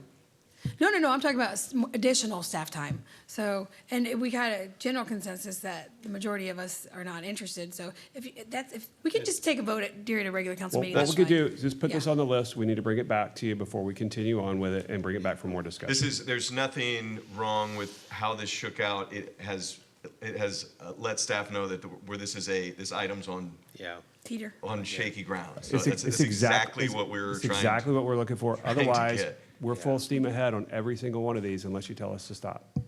Okay, this next one's going to be tough. It's we'll have to just kind of talk in broad strokes. This is the entire Vibe Trail system as a whole. So the reason I bring this up is in the PROS master plan, trails were the top priority for the entire community. It was the number one thing: more trails, more connections. So as we continue forward, it's hard to break down the Vibe Trail because a lot of it is developer built. As they develop, there's certain segments that are more important than others. And so rather than get into a long, deep conversation about the Vibe Trail and every single element, it's more generally ones that we're currently working on that have been before council, and then just moving forward with the connections of the Vibe Trail as a whole. We can go through a little bit, but system level planning and active design is happening currently on 3 major portions of the Vibe Trail. Again, we can bring those back. We can walk through those. Parks can have long conversations in a work session meeting, which would be the perfect place to do it. But generally, the council from the Vibe Trail itself and moving forward, its funding source is both CIP and also certain elements from the 2020 Parks Bond. Amount spent to date on those 3 segments is about $600,000. Again, we're not really getting into the segments and all of them, but just generally from a council, we have a large portion of our parks that works on this. The CIP goes toward this. We feel good. We don't feel good about continuing Vibe Trail connections and the Vibe Trail as a whole. We're just trying to get a general sense of council. I remember when this Vibe Trail came to us, and for those who are watching that may not understand, it is actually a trail that connects from Austin to San Antonio, and we committed. And so I think at this point, there's no going back. My suggestion would be to bring it back, and then we decide how we want this trail to look, because what was originally planned was 12 feet wide sidewalks, which are strollers and multi-use. So we're talking golf carts. And me and Brian had a discussion about the Vibe ordinance, which allows the city to use existing roads and sidewalks as part of the Vibe. And he had a concern that there was going to be all these people on this trail. And that's why on Stagecoach, they wanted it on both sides. And I was like, well, unfortunately, that's what the whole Vibe is about. So I think maybe coming back and reevaluating what we want the trail to look like would be a really good idea, because not everything has to be grandioso and have, golf carts run on regular grass too. And so if we want to incorporate and keep a lot of these things, I think we can do that. But one, I feel like we are committed because we've told the surrounding areas that we're going to do this. But 2, maybe making it look a little more natural in its habitat. And 3, which I think is the most important thing, is to rename this Vibe Trail, because the Vibe Trail has 0 significance to our city. Feedback? This one's really hard. There's so many elements of it. But generally move forward and take each segment as they come and maybe tweak Come back with a general discussion on it. elements and stuff. We can absolutely do that. Yeah, because I know a resident just reached out to me on Tuesday night, and I still need to get back with him, but he lives downtown, and so there's all those improvements down Center Street, which one side includes like the wide Vibe Trail, and then they want to take more of his property to put a sidewalk on the other side. And so, like, when we start doing these takings, it really affects people. So I think there needs to be some consideration of limiting our footprint while still enabling these trails and sidewalks for that to go through our neighborhoods, through our existing neighborhoods, and being cognizant of their property rights. That's fair. Yeah. Good. I think we're all focused, Yeah, right? that's helpful. Yeah. I've got that one. And actually, that kind of allows us to skip this Plum Creek East. This is a large portion of spine that's going through here. But again, this will come back to council. We like the Vibe Trail, so every element will come back, and maybe it's tweaked, maybe it's changed, maybe it's shrunk, in size, but that allows us to jump past this one. This one should Hits keep coming, go right? quickly. Kyle Sportsplex Just when you thought Phase it wasn't 1. going to go back. So this is specifically, I want to be clear, this is specifically Kyle Sportsplex Phase 1. So we have the Sportsplex area contemplated also in the PROS master plan, and all kinds of areas around that space, trails, courts, all of that. But the Phase 1 we'll show you here is everything outlined in the green. Part 2, the purple, is not contemplated in what we're discussing right now. Hopefully that helps. This could be a very detailed conversation. ultimately, the current section, that phase one, which includes the road that goes up through and connects to Rickardson, I believe is the road that's up top there, as well as some beautification elements and some fields and courts that were part of the pros master plan that fit the community need. That's the element that we're talking about here. Those courts, the road that goes up, and some beautification elements. We're not currently talking about any of these other parts that are not in our CIP plan right now. So we have this is currently, the budget is 30 million for this section. It is broken out. Again, this could be a whole full conversation, but it's broken out into different pieces from the 2020 Parks Bond, certain elements from the TERS, the general fund. I know this is tough because there's so much in each one of these items, but with that phase one in particular, Parks is currently moving forward with design, and we have a task force for this as well. There's a lot going into this. Currently, we've spent 350,000, committed 2.3. That's I believe that's bringing in the bond money. And then again, the future projection costs, I want to be super clear. These are all elements that were just projected as conceptual as the 161 million, but we're talking about just the phase one right now with the $30 million budget with the 2020 bonds, TERS and general fund. So just a couple of extra things on that to make it even more complicated. Task force, we had a task force on this. I think Mark is the only member left on that task force. So the question, question is, if you're interested in bringing this forward, do you want to do the task force? You want us to bring that back to you? And then of that $30 million, $14 million is bonds that were approved by both the county and the city. So $7 million each for the sports complex, so $14 million. And then a big portion of that cost is also Cromwell. That's the road Jesse was referring to that would connect down from that Sprouts area all the way up to Rickardson. That is under design. So we have that under design, and we have the complex itself, that $2.3 million that's under design. Those are contracts that have been let that we're proceeding with. So dollars are being spent on this project, and that's, again, one of the reasons we want to get it in front of you is tell us if this is something you want to change, you want to look at it differently. Do you want the task force to go back and make, you create a new task force and come back with recommendations? How do you want to proceed? Or is it just a thumbs down, just stop everything? From a parks perspective, I would be remiss if I did not mention those fields and those elements are closing a gap based on our pros master plan. So if there was an adjustment or a discontinue of this, then those would have to be kind of readjusted and where they would go and stuff just to close that gap.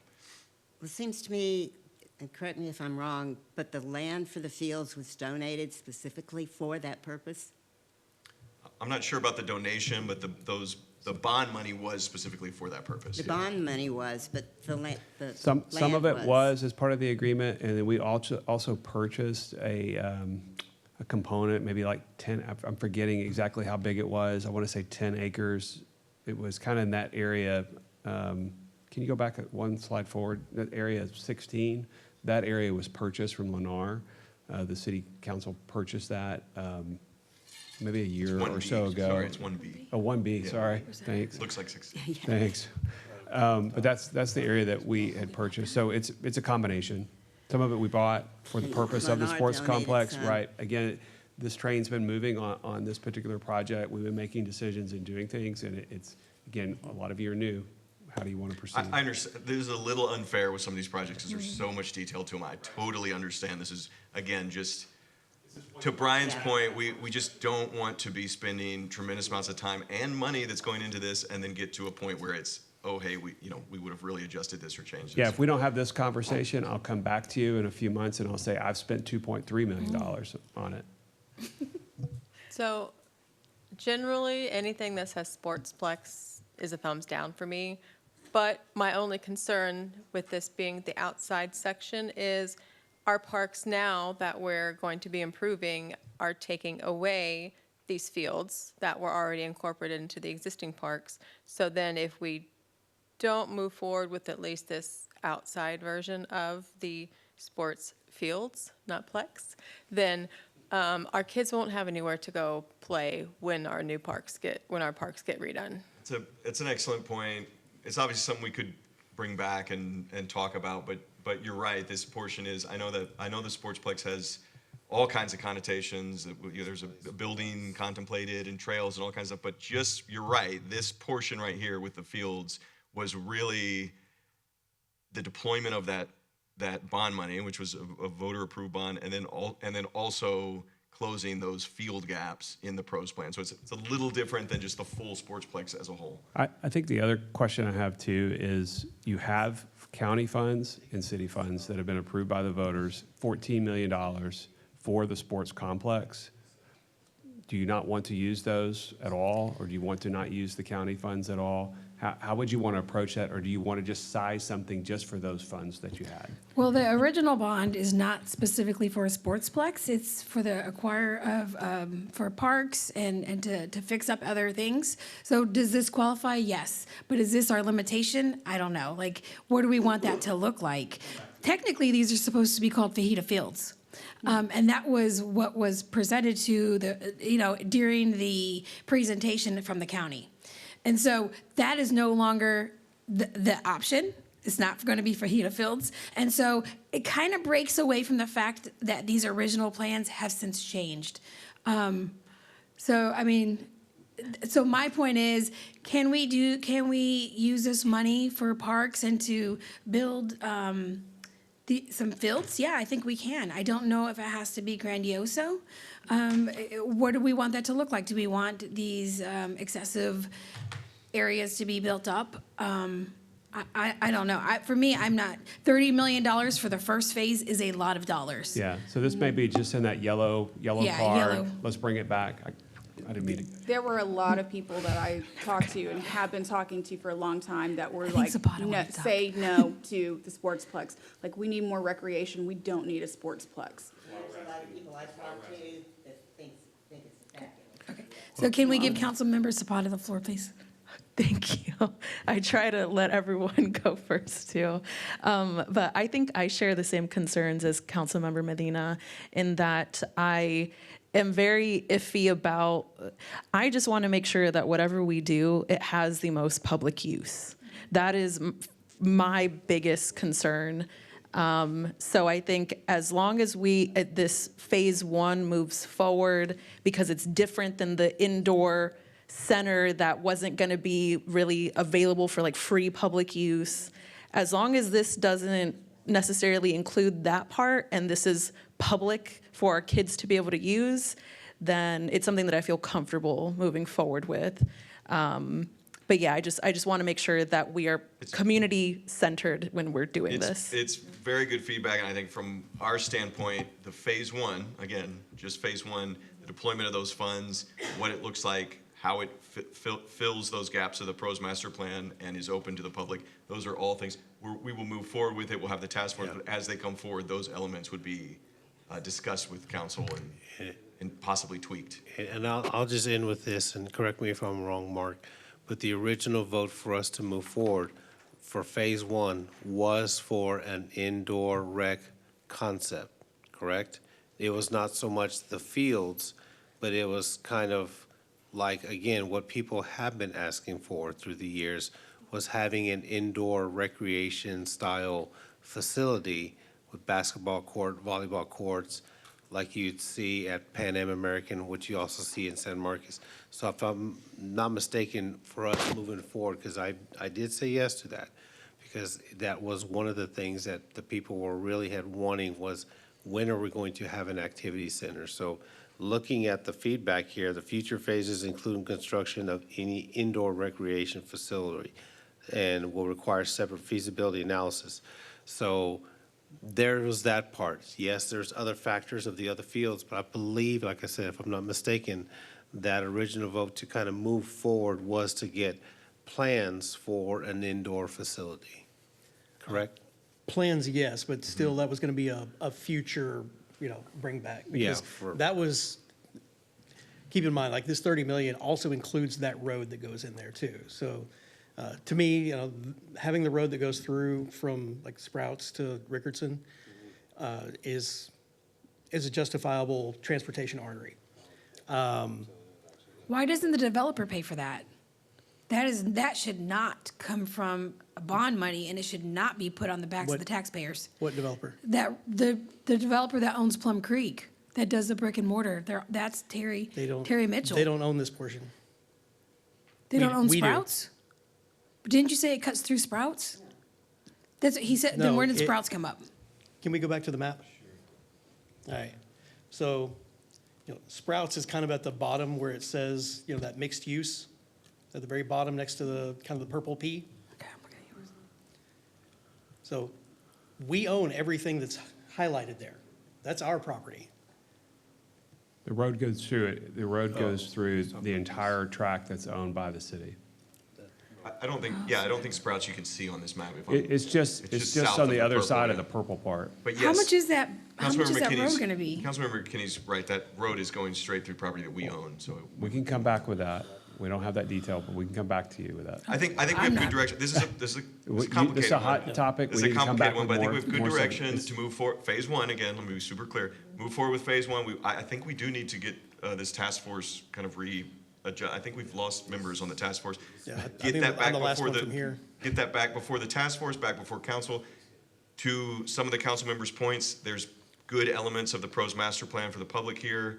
Other elements might need to be tweaked, but that gives us good direction. That's helpful. I would also say that there's a whole lot of void when it comes to information about this. And there was a lot of misinformation that's been put out there about this. At one time, we had an indoor facility that was completely funded by a third party. And because of public backlash, it got killed. And, we've looked at, partnerships with other entities and things like that to, help defer and mitigate costs so that it doesn't fall on the taxpayers. We had a potential partnership last year, but because the money couldn't make sense, we missed out on a potential professional sports team in the city of Kyle. Yeah, that's the third time that's happened, so I'm not gonna count all my eggs before they're hatched. So there's been several teams that have looked within If the money Kyle. doesn't make sense, as a task force, we're not bringing it forward. So, Right, and if it's a good idea, then a private investor will bring it. We can Okay, move on. crew Moving on. private activity investors center. do a lot of park stuff. Crew activities I'm sure there will be many more chances to discuss the phase one. This was brought by council to look at as the community center is being built.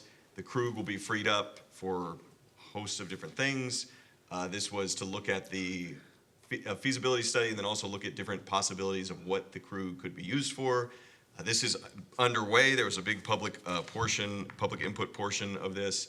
The feasibility analysis and community engagement, I believe, has closed. I think this is underway, but this current study costs $47,000. It's out of the park CIP. How do we feel about the Krug Activity Center feasibility study? What that Krug building could be used for? What it could be maybe changed into? We like this study. We like looking at that element. Yeah, Everyone's I think nodding. that's Everyone's Krug nodding. Center. I mean, that's the old city hall. That place has a lot of history to it, and I would love to see it renovated, and revitalized. That would be Okay. nice. Everyone's nodding their heads. Okay. Some special events. This is just Kyle Market Days. These could go very quickly if everyone goes, we love them, they're great, let's go. Kyle Market Days has an annual budget of $125,000. It's a general fund source. That goes throughout the year. I'm sure every single one of you guys has been to Kyle Market Days and been a part of it. How do we feel about Kyle Market Days? So I do have a concern about it being done during the hot months, because a lot of vendors lose interest and they don't come out when it's terribly hot. Also, when there's a theme, I think if we want a theme for our market days, we make it summer, spring, winter, fall, or something along the lines, keep it simple and non-political. Other than that, I think as long as people, are showing up, we should do it. Just ensuring that when it gets really hot in July, August, and the people don't show up, I just want to make sure we're spending our taxpayer dollars wisely. The So- music, sorry, go ahead. Okay, if you wanted to go. I just have. Okay. So, I mean, I was going to say that I love the themes, and I think we should actually add more. I think that, like, for example, having one, like, about Black History Month, you know, like, would have been great, like, being able to incorporate something with that, because I don't even think we have, like, a proclamation, like, that we do for, like, Black History Month, which is, like, a totally other thing. But I know that we do have, like, our talks, you know, that we have at Dialogue for times. peace. But I think that I do like these. Is there a reason why, like, there's not a farmer's market, like, portion of it? Yes. Okay. Because I think, like, that's Yeah. something that we have missing here, that, like, I go to Buda for, or go to San Marcos for, So and I what would is like that to stay reason? here. What is our reason? We've tried to solicit the growers in the area that might participate in a farmer's market. There's a lot of competition for that, and they are saying that they don't have enough product to bring to us. We've always had that interest. We would always welcome, and the Parks Department has actively pursued that. It'd be great if we could get that. It sounds like everyone likes market days, and it sounds like a perfect conversation to Yes. get the Parks Director to come back Yes. and have a long discussion Thank about you. how market days and the themes or the farmers market, and dive deep into those details. But this one we'll keep and bring back for further discussion. I love all the ideas that come out of it. In future work sessions, we can definitely jump into it. Same thing with July 4th in Kyle. We have I'm sure you guys have all been to the July 4th celebration. Annual budget's $150,000. General fund, currently we haven't spent any because we haven't had July 4th yet. But they start planning this approximately 10 months in advance. Just generally, how do we feel? Yeah, I like it. I'd like to 4th of see some July. of it on the east as well, because we have Lake Kyle, and that's a great area to sit out and watch the fireworks. Yeah, we've had it there before. We had it at Great Clark Park. We nearly just had like it a one few- year. We'll have an item come. This is great. We'll have an item come from Parks on just general events, and we can get this kind of feedback. I think it'd be very important. I could either move maybe from place to place, or maybe have multiple fireworks shows. But it's good feedback. But we like it. Well, and this year is especially important because it's the 250. That's right. And I'm not sure that we're budgeting adequately or planning adequately for a super event, super party, which we really need to have. There are federal funds available, so I think this year we need to bump it up. We can always ask for donors too. One year I had a guy donate the whole fireworks and then a flyover. So we could do our part too as council members. I don't mind. It's going to be on a Saturday, so we could also maybe look at having a parade. I know a great announcer. Just kidding. I've heard him sing before. Yeah. Grinch on the Green, 35,000. I think we just had this recently. It was very successful from what I saw. The Parks. Grinch is green. Yeah.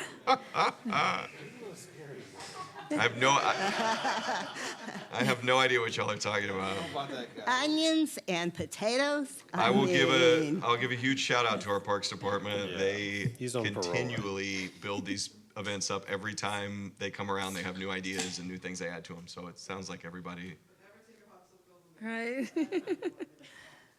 Santa's arrival, we can go through these quickly unless someone has something significant, but 25,000 general fund, we got tremendously positive response on a lot of these this year, which is very good to see. Now this one, we wanted to show you guys the 25 Days of Christmas. This is a signature event for the city. It's tremendously well attended. I don't want to say it's the highest attended because I don't know that for a fact, but it has to be one of the highest.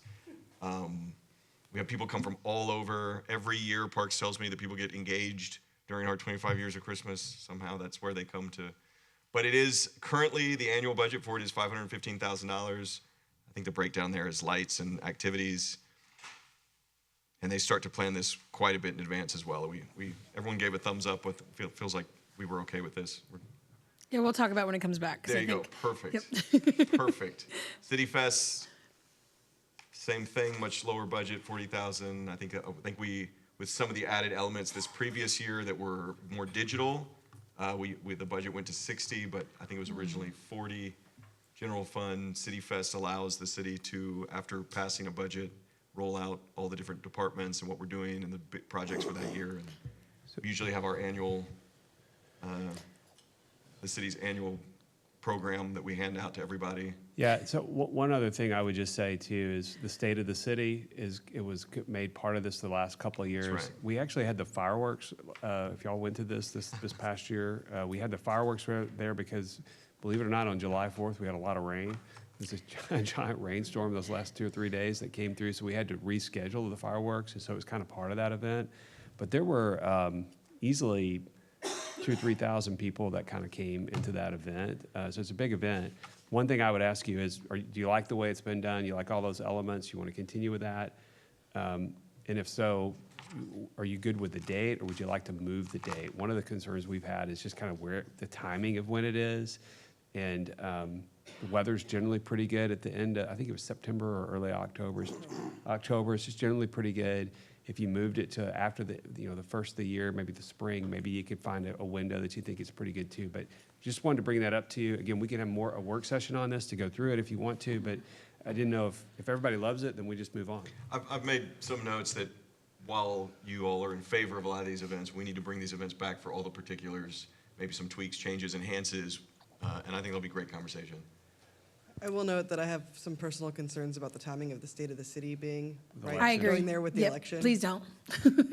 As for me, as far as the City Fest, I think people get it mixed up with the event that we do over on Lake Kyle, which is like the Tex Extravaganza.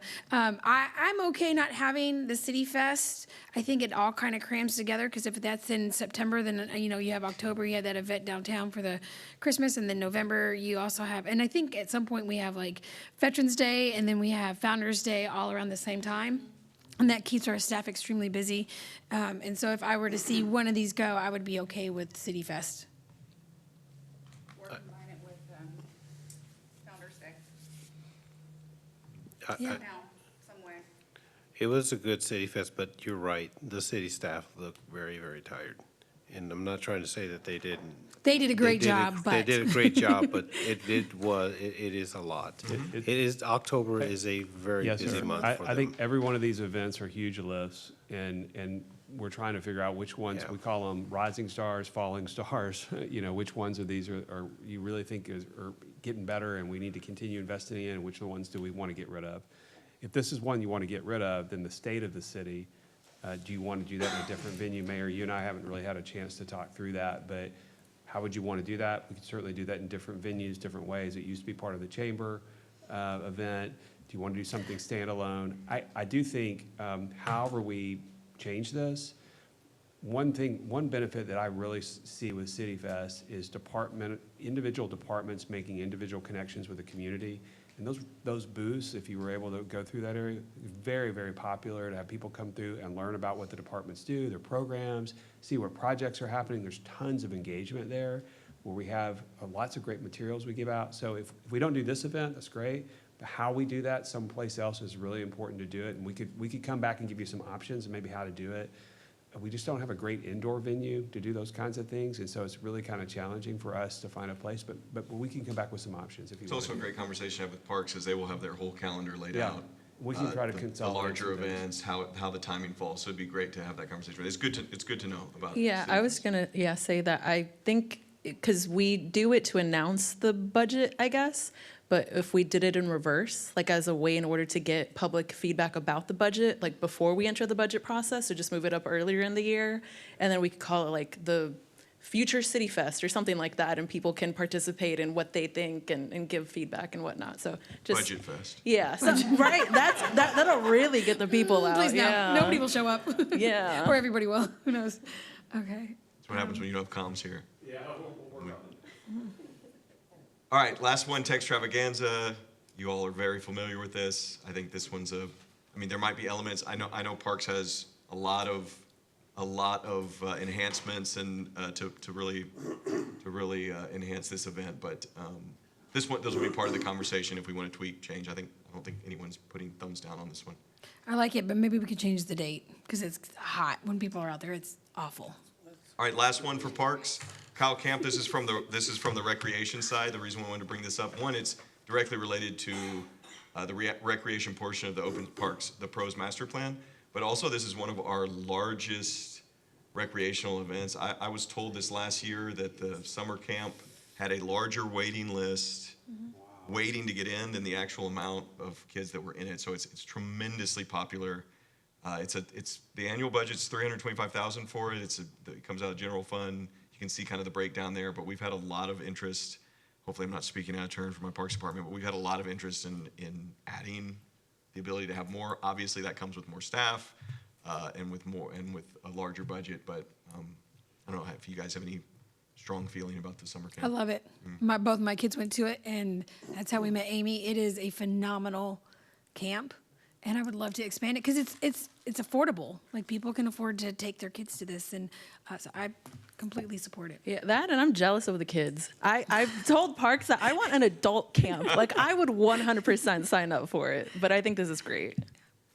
All right, and then we'll have, with the events that come back, we'll also have some recreation items that we can talk about and tweak, but that is all for you. By the way, you guys did fantastic. That went very quickly. We got through all the parks items. Now I'm gonna invite Amber up to start her items, and you guys can stop listening to me talk. It's cold.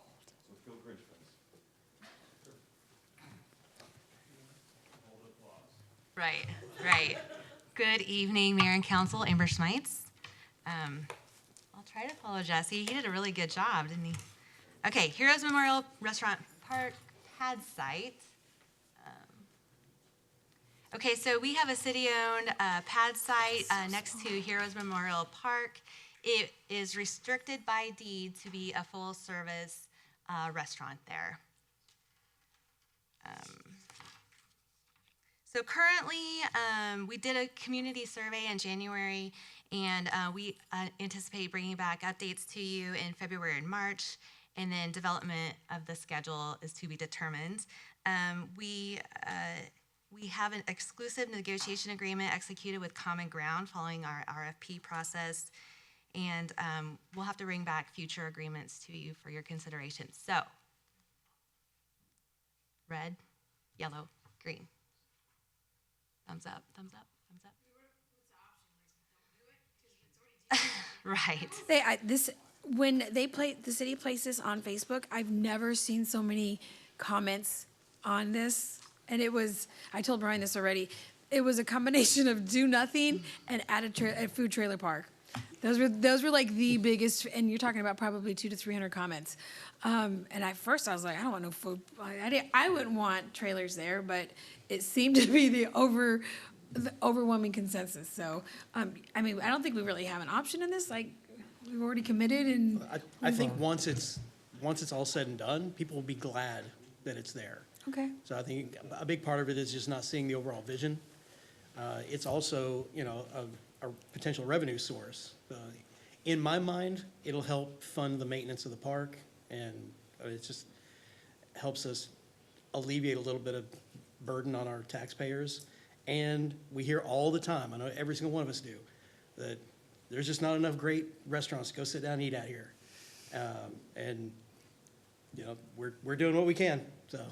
Yeah, that and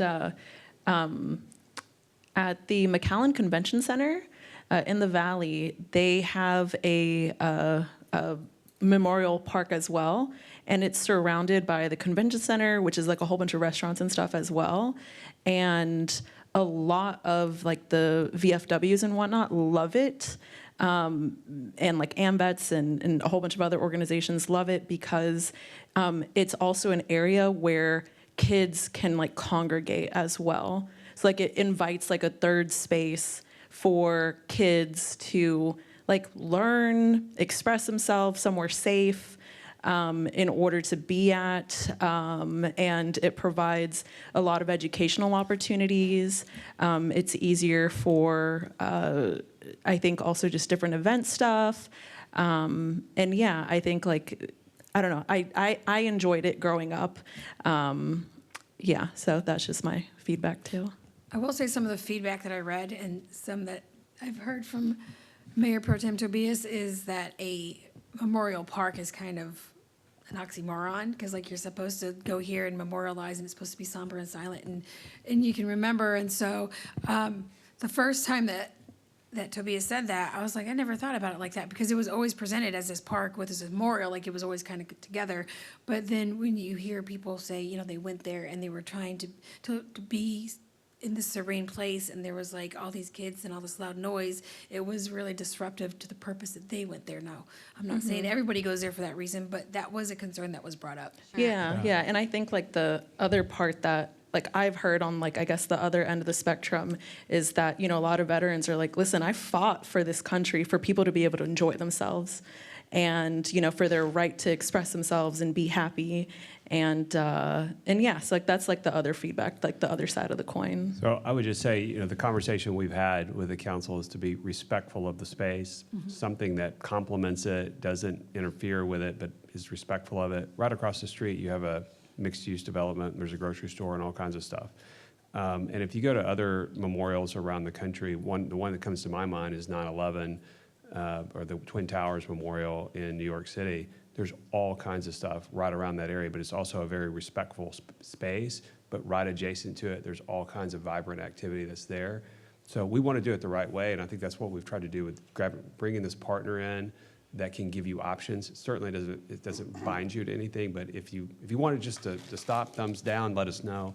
Otherwise, we're going to come back and try to give you some options and try to find that right balance of all those things. I think one of the concepts we had was a little bit too much outdoor going into the park itself, and I think that was a little intrusive. So I think the feedback we've gotten is to try to direct that the other, I've forgotten the directions, but back towards the Sprout side, whatever side that is, north, I guess that is. Right, and we received so much public engagement. It was like one of our most popular surveys that Yes. we've ever performed. So we're going to take all that feedback, and Common Ground will come back to y'all, and we'll talk to y'all about that. Thumbs up? Thumbs up. All right. Okay, Lake Park District Hotel and Convention Center. We own a 4-acre site within the Lake Park District, which is near HEB, you can see. It's that N5, the orange color looking piece. It's also restricted to be a destination place, that have a hotel, conference, and convention center site, something that we do not have in Kyle, and there's a lot of interest for that. So we released an RFP in November of 24, phase 2 issued in March of 25, and then updates are coming to you in February or March. And we're preparing closed and open sessions briefings with the developer to come back to you. And right now we don't have an immediate impact financially, but thumbs up or thumbs down. All right. It's just to invest, to look into it more. I don't understand what the ask is like. So, We would, oh, go ahead. well, if I could just to try, this would be very similar to how this project and others like it, or like the office development we're going to talk about in a moment, the restaurant pad site, they're all going through the same process. We're doing RFPs for firms that would be interested in helping develop this type of project. Then we're selecting a firm to be our exclusive negotiating agreement for, that then they would go and try to find the right partners and the right development proposal to bring to us, and then you would ultimately have an agreement with a partner to move forward with. So just like for the restaurant, you've picked what I call pick the horse you're gonna run with to take you through the process and give you concepts to look at. This would be for the same process here. It's a massive potential development that could be a really attractive thing in our view. The council's been excited about that in the past, but we're looking for, you want us to continue on that process, bring you a proposal for an E&A agreement, and then take you through that. That's the question for you, Mayor. Hopefully that helps understand. It's not yes or no for the convention center or the project or how it's financed. All that's later on, but we're spending a lot of time and energy and with the partners on this. We want to make sure that this is still something that this new council is interested in doing. So 2 questions. Is this in a TERS? It currently is in TERS one. it's in Yes, TERS okay. 1. That's 100% funded right now by both the county and the city. And so as part of this project, whenever it comes forward and moves forward through the process, how it's financed and how it's structured will all be an open question for us to consider. But right now, that's in TERS 1, and I think it ends in 2035, if I remember correctly. Right. Is when it's scheduled to sunset. Will the city continue to own the land? I think that's an open question too, of how you would structure either a ground lease with the project, or how you would actually transfer the land over to the project to actually make it happen, actually sell it as part, it would be an incentive, part of the incentive package to make the project happen. Those are all details that would come forward, and you would see all that moving forward to see exactly what it would look like. Okay. I don't know the answer. That All of matters those to me are- as far as like whether I want to support it or not, because if we own the land, I don't know how that tax base would look, because I think ultimately you'd look at trying to transfer it to whoever's going to build the project in some way. But that will depend on the overall structure of the overall development. Okay. Okay, that's. Okay, yes, so another P3 opportunity, brick and mortar district, Class A office parcel. Again, we own a parcel in the brick and mortar district. It's also deed restricted to be a Class A office building. It would be our first ever Class A office building. We've got interest by tenants in this building. Here's where it looks in the brick and mortar district. And so we released a RFP in June. The second phase proposals received in December. And then we're going to bring back updates to you in February and March. Again, horse we're going to run with. That's where we're at here. I'm really nervous about that. I think we're putting a lot on our plate as far as a city, and there's things that we need to focus on, and I'm not sure that this is a priority for me. Just talking about the sportsplex and everything else along the way, I just get really nervous. I know the city paid $2 million for 142 parking spots, and so I'm really hesitant to add additional money to this TERS, which has seen a significant amount of money over the last 5 years. And I think that's money that we can, even if we bond out for it, we can try to bond out in other areas of our city to bring some equity in throughout. And so I don't think this less than 2 acre parcel is a priority for me right now. If I could certainly respect that, we're not suggesting the city bond and finance and build the office park or office tower. What we're looking to do is find a partner that would do all of those things in a financial structure with it pre-leased so that it could just activate the site. So we're not looking to build it ourselves and to take on all that cost. It's still energy that I think the staff is going to take Fair away enough. from other things. And right now, I don't think that should be a priority when we have so much already on our plate. And, we're talking about parks and other things. So I get what you're saying. And I think in the future, a public-private partnership would be an excellent opportunity. Or even if the city sold that and got some money from it. But I just feel like we have so much on our plate already. I view this as a potential revenue source for the city. Well, if the city owns that, then there's no taxes on that, right? Like we don't collect tax on. There's government. been a tremendous amount of interest for it being leased out already, even while it's sitting as a piece of dirt. I get it. Everybody wants to spend their energy some way. I'm not interested in that, but I respect yours. I think finishing out this district is really crucial to our whole ambience in the city. I think it will be a great asset. It will help, when you've got some office stuff there, it helps the development of the rest of the area, especially any of the restaurants that go in. So I think it's a great idea, and it's not going to take that much energy for the staff. We've already got the property there and have already been approached by a lot of people that might be interested in being there. And it is deed I think it's worth restricted, it. so there's, we can't, Yeah. that is going to be the use of the property. I totally understand that. I don't want my focus to be on that, though. My staff's focus. I would like them to, or our staff's focus, I would like them to work on other things. But again, it's just what we collectively want to decide, and so I respect the differences. Greens? Green? Still on the 3. fence. So it's a yellow? It's a yellow. I'm like, if Yellow. we can lease it out and it creates a new revenue got the yellow source. Well, yellow card. Yellow this card. one. All right. All right, downtown redevelopment in general. As you all know, we've spent a lot in our downtown over the years. The properties in blue are properties that we've strategically purchased, so that way we can redevelop our downtown into a vibrant, walkable, fun destination. And so we need direction. Do we continue to move forward with investing in downtown? We'd like to address parking. Let me go back to the map, it's easier.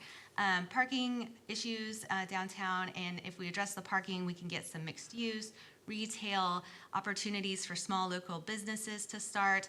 Obviously, we want to address our spatial needs at City Hall, council chambers, courtroom, offices, all of that.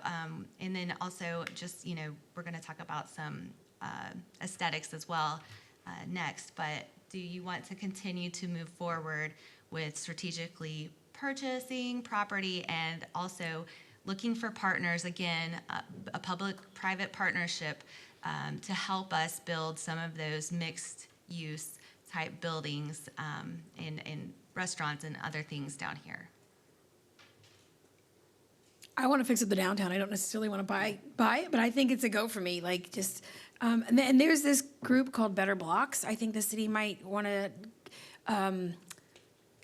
contact. I've reached out to them to see how they could assist us, but it's called Better Blocks, and it's way to build up your community in a short term, and it makes it. I mean, the way they've fixed them up has been astronomical. So maybe we can look into that because it's more feasible than I think, than making a grandioso downtown with 3-story buildings that, I think sometimes simple is better. Green is a perfect example of that. And I think a lot of people want that old town Kyle look and feel, so. But I think we're all a go for the downtown. Okay, let's go downtown. All right, downtown aesthetics, preliminary plan. So we are planning to improve, beautify, here's the area that we're looking at. Downtown generally, but also our entryway, one of our major entryways into our community, off of I-35 onto Center Street, and then also just down through Center Street. And then, of course, the linear parks next to the railroad there. We are working on a plan to beautify them, make them more inviting, more activated so that people want to go to these spaces. Currently, we have a budget of $63,000. We have a design contract approved by the City Council for that purpose in September, and we've spent about $4,200 to date. Do you want to keep going on this plan to beautify? I see 4. Yeah. Okay. I'm just kind of confused as to the overlay, how it goes across the highway, but that's something that we can talk about when we bring it back, because I don't think downtown should extend across the highway. I think it should just be narrowed to the, the area around it. Yeah, it could be a tourist, but that doesn't necessarily have to be there, but our downtown. Yes. Right? Yes. The tourist, yes. Okay. All right, on to TPW and water utilities. Okay, utilities headquarters. As you know, we have a lot of spatial needs at the current Public Works facility. We've got the Water Utilities Department out there, water, wastewater. We've got inspections, we've got streets maintenance, we've got our everything out there, and they are just running out of space. And so we would like to build a headquarters where we could house all of those functions, and those functions are different functions. So sometimes they're just incompatible. We need more room, more bays. We also want to build and construct and stand up a fleet and fuel facility. And so we would take all of our fleet in-house, all of the preventive maintenance, repairs, those kinds of things for our fleets, including our heavy equipment as well, and have fuel stations as well there. We could save money by contracting for fuel services, and we would have fuel available in the event of an ice storm. We could be topping off our generators, and we would not be waiting on fuel to come in on trucks to us. So do we like a headquarters? It would be $35 million estimated cost for purchase of the land, design, and construction. I'm not without the voter approval. $35 million is a lot of money. 1, 2, 3, 4. Yep, there you go. Okay. Okay, Alliance Water Phase 1C and 1D. We are going, this next expansion, it would get us to 2.73 MGD. Here's our water lines, bringing the ARWA water to us. Currently, it's under design and construction planning. We don't know how much it's going to cost yet. It's being finalized under construction manager at risk negotiations. And this has been identified as a need in our water master plan. What do you think? I don't think this is an option. Yeah. Good. We gotta have this. We want water or not. So. All right. How about on these water things, I'll just list them, and if you want me to explain them, I feel like they're kind of Can like, we also, you gotta go. when we talk about this too, can we just make sure that we are like, hey, by the way, this is gonna include some eminent domain, so we know when it gets brought back that's already been discussed and touched on. This is not gonna be, that's a no-brainer though, we're still gonna have to do it, but I just wanna make sure that we make people aware, that we are all aware at this point what we're moving forward with. Sure. Okay, aquifer storage and recovery. This is a project that allows us to take water, excess water that we would receive like in January, we would pump it down into the aquifer, and then we would be able to pump it back out when we need it most in July. And we are currently in the stages of studying the feasibility and permitting of this type of project here. Buda's got one. Estimated cost is $58.8 million. What do you think? It allows us to take full advantage of our contracted water supply. So like from GBRA, Brian always uses this example, we get the same amount of water on January 1 as we do on July 1.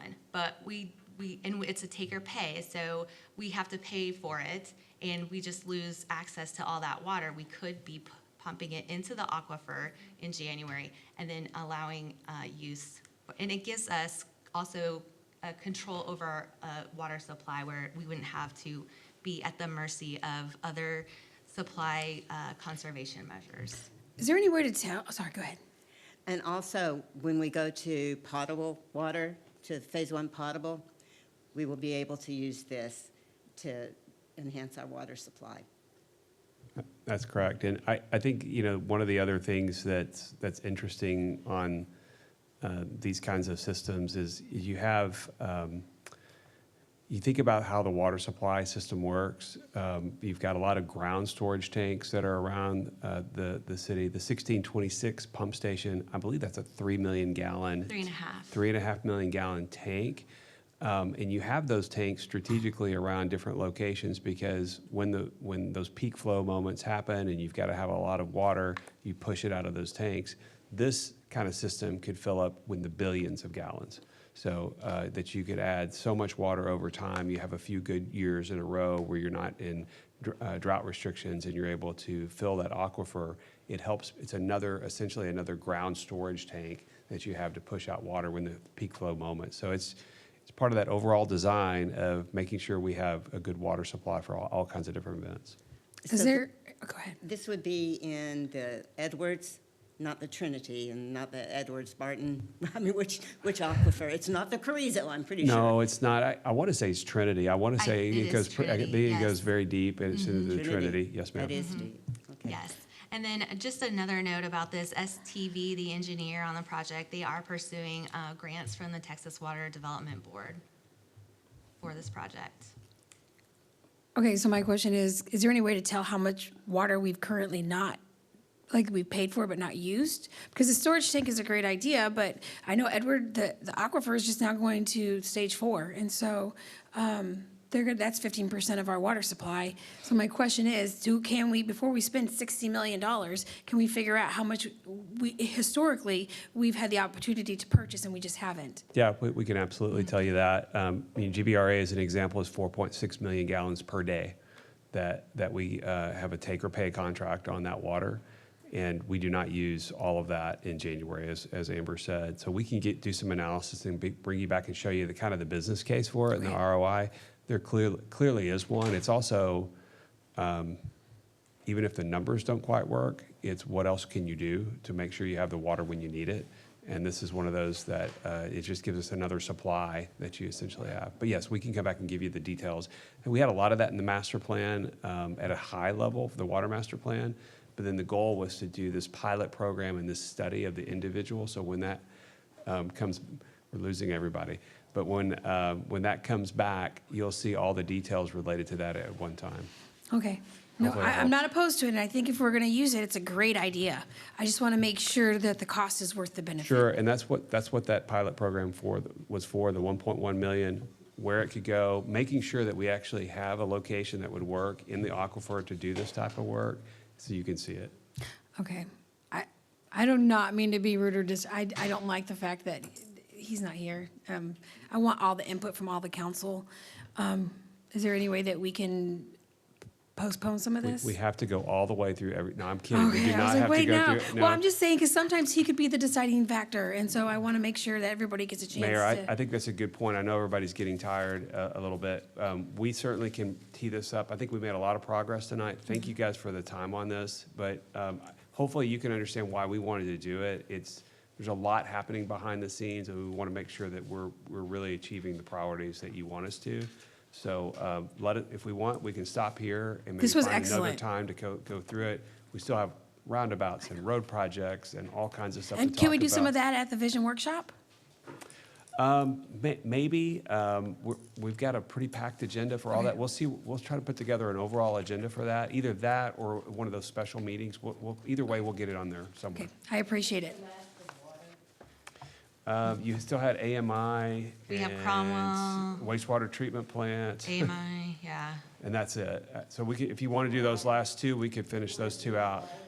in the Yeah, we can reclaim- finish water, yeah, because I think that's really not debatable. Like, people either need water or they don't. Okay. This is the Cromwell reclaimed water line. It's a purple pipe coming up from our pump station that we currently have at the Plum Creek Golf Course. It's also a project to improve our pump station as well as the golf course's pump station that feeds into their pond. And the line extends up Cromwell to tie into the current purple pipe that we have at Heroes Memorial Park. So it would feed that pond, and it goes up further to our Sportsplex playfields. Great thing about this project, we have $2.96 million in congressional earmarked funding already for this. Estimated cost is at $15.1 million. We expect construction very soon in June. So this is well underway. So this purple pipe is going to be fed to the Plum Creek, parts of it? It goes to the parks, yes. I mean, I've kept up with this. Theirs. Yeah, they have some, yes. Yeah, the golf course already has that contract. But this would go up to Heroes Parks and potentially Well, I don't think the Heroes fields. Memorial can use, it has to be affluent water, so they can't use the purple pipe water This on will it. be type 1, This so is by type 1. by the time we would fill, we would use that water, we would have type 1 coming out of the wastewater treatment plant. So when is type 1 expected to be at the wastewater? And when is that?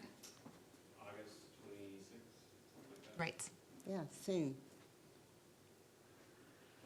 So this project's going to be $30 million when it's done? That's a lot.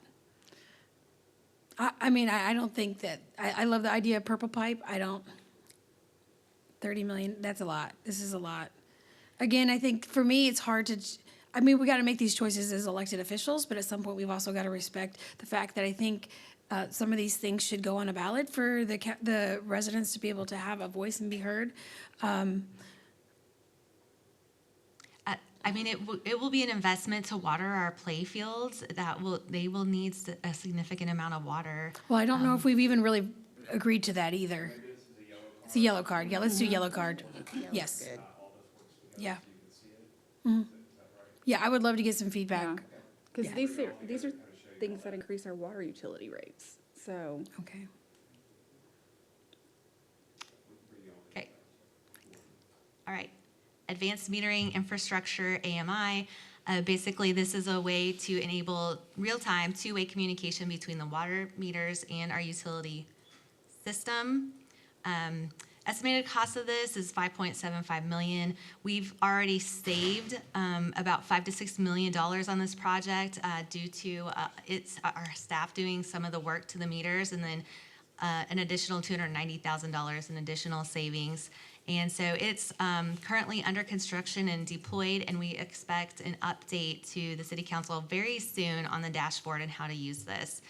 So this will be able to tell water customers if they've got a leak, and it really works to help conserve water because they will know immediately if they have a leak, or they can address that, and we won't have so much water loss. And thoughts on? Is there a reason why we didn't use Honeywell? Yeah, we went through a competitive solicitation. That's why. I just want to, well, Right. the city's talked about these meters for the last 5 years, and when we were going to move forward on it before, like we went to Fredericksburg, we had a tour.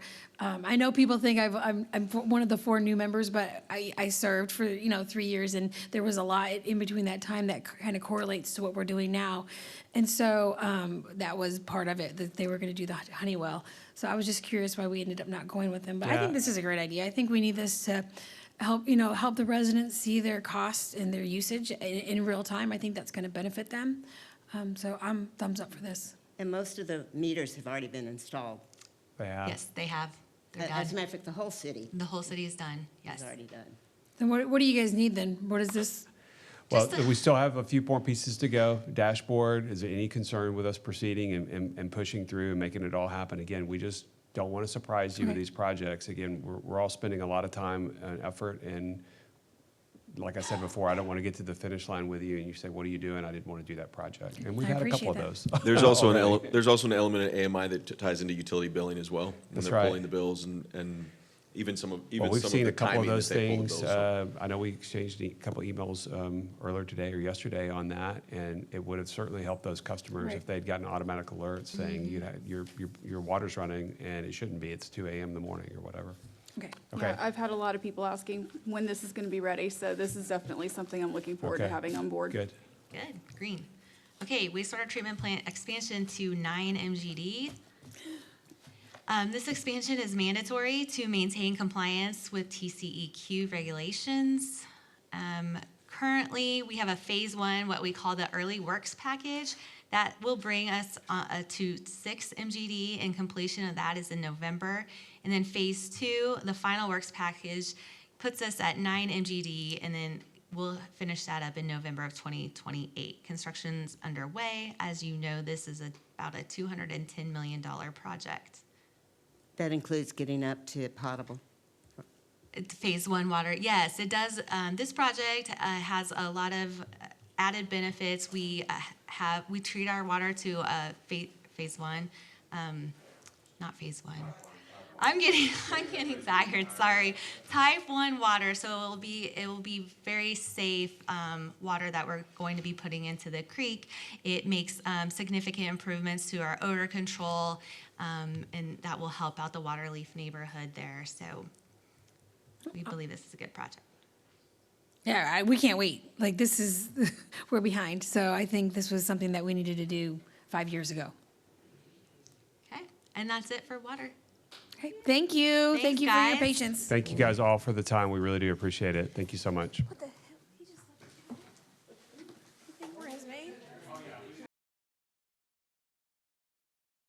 The meeting's adjourned.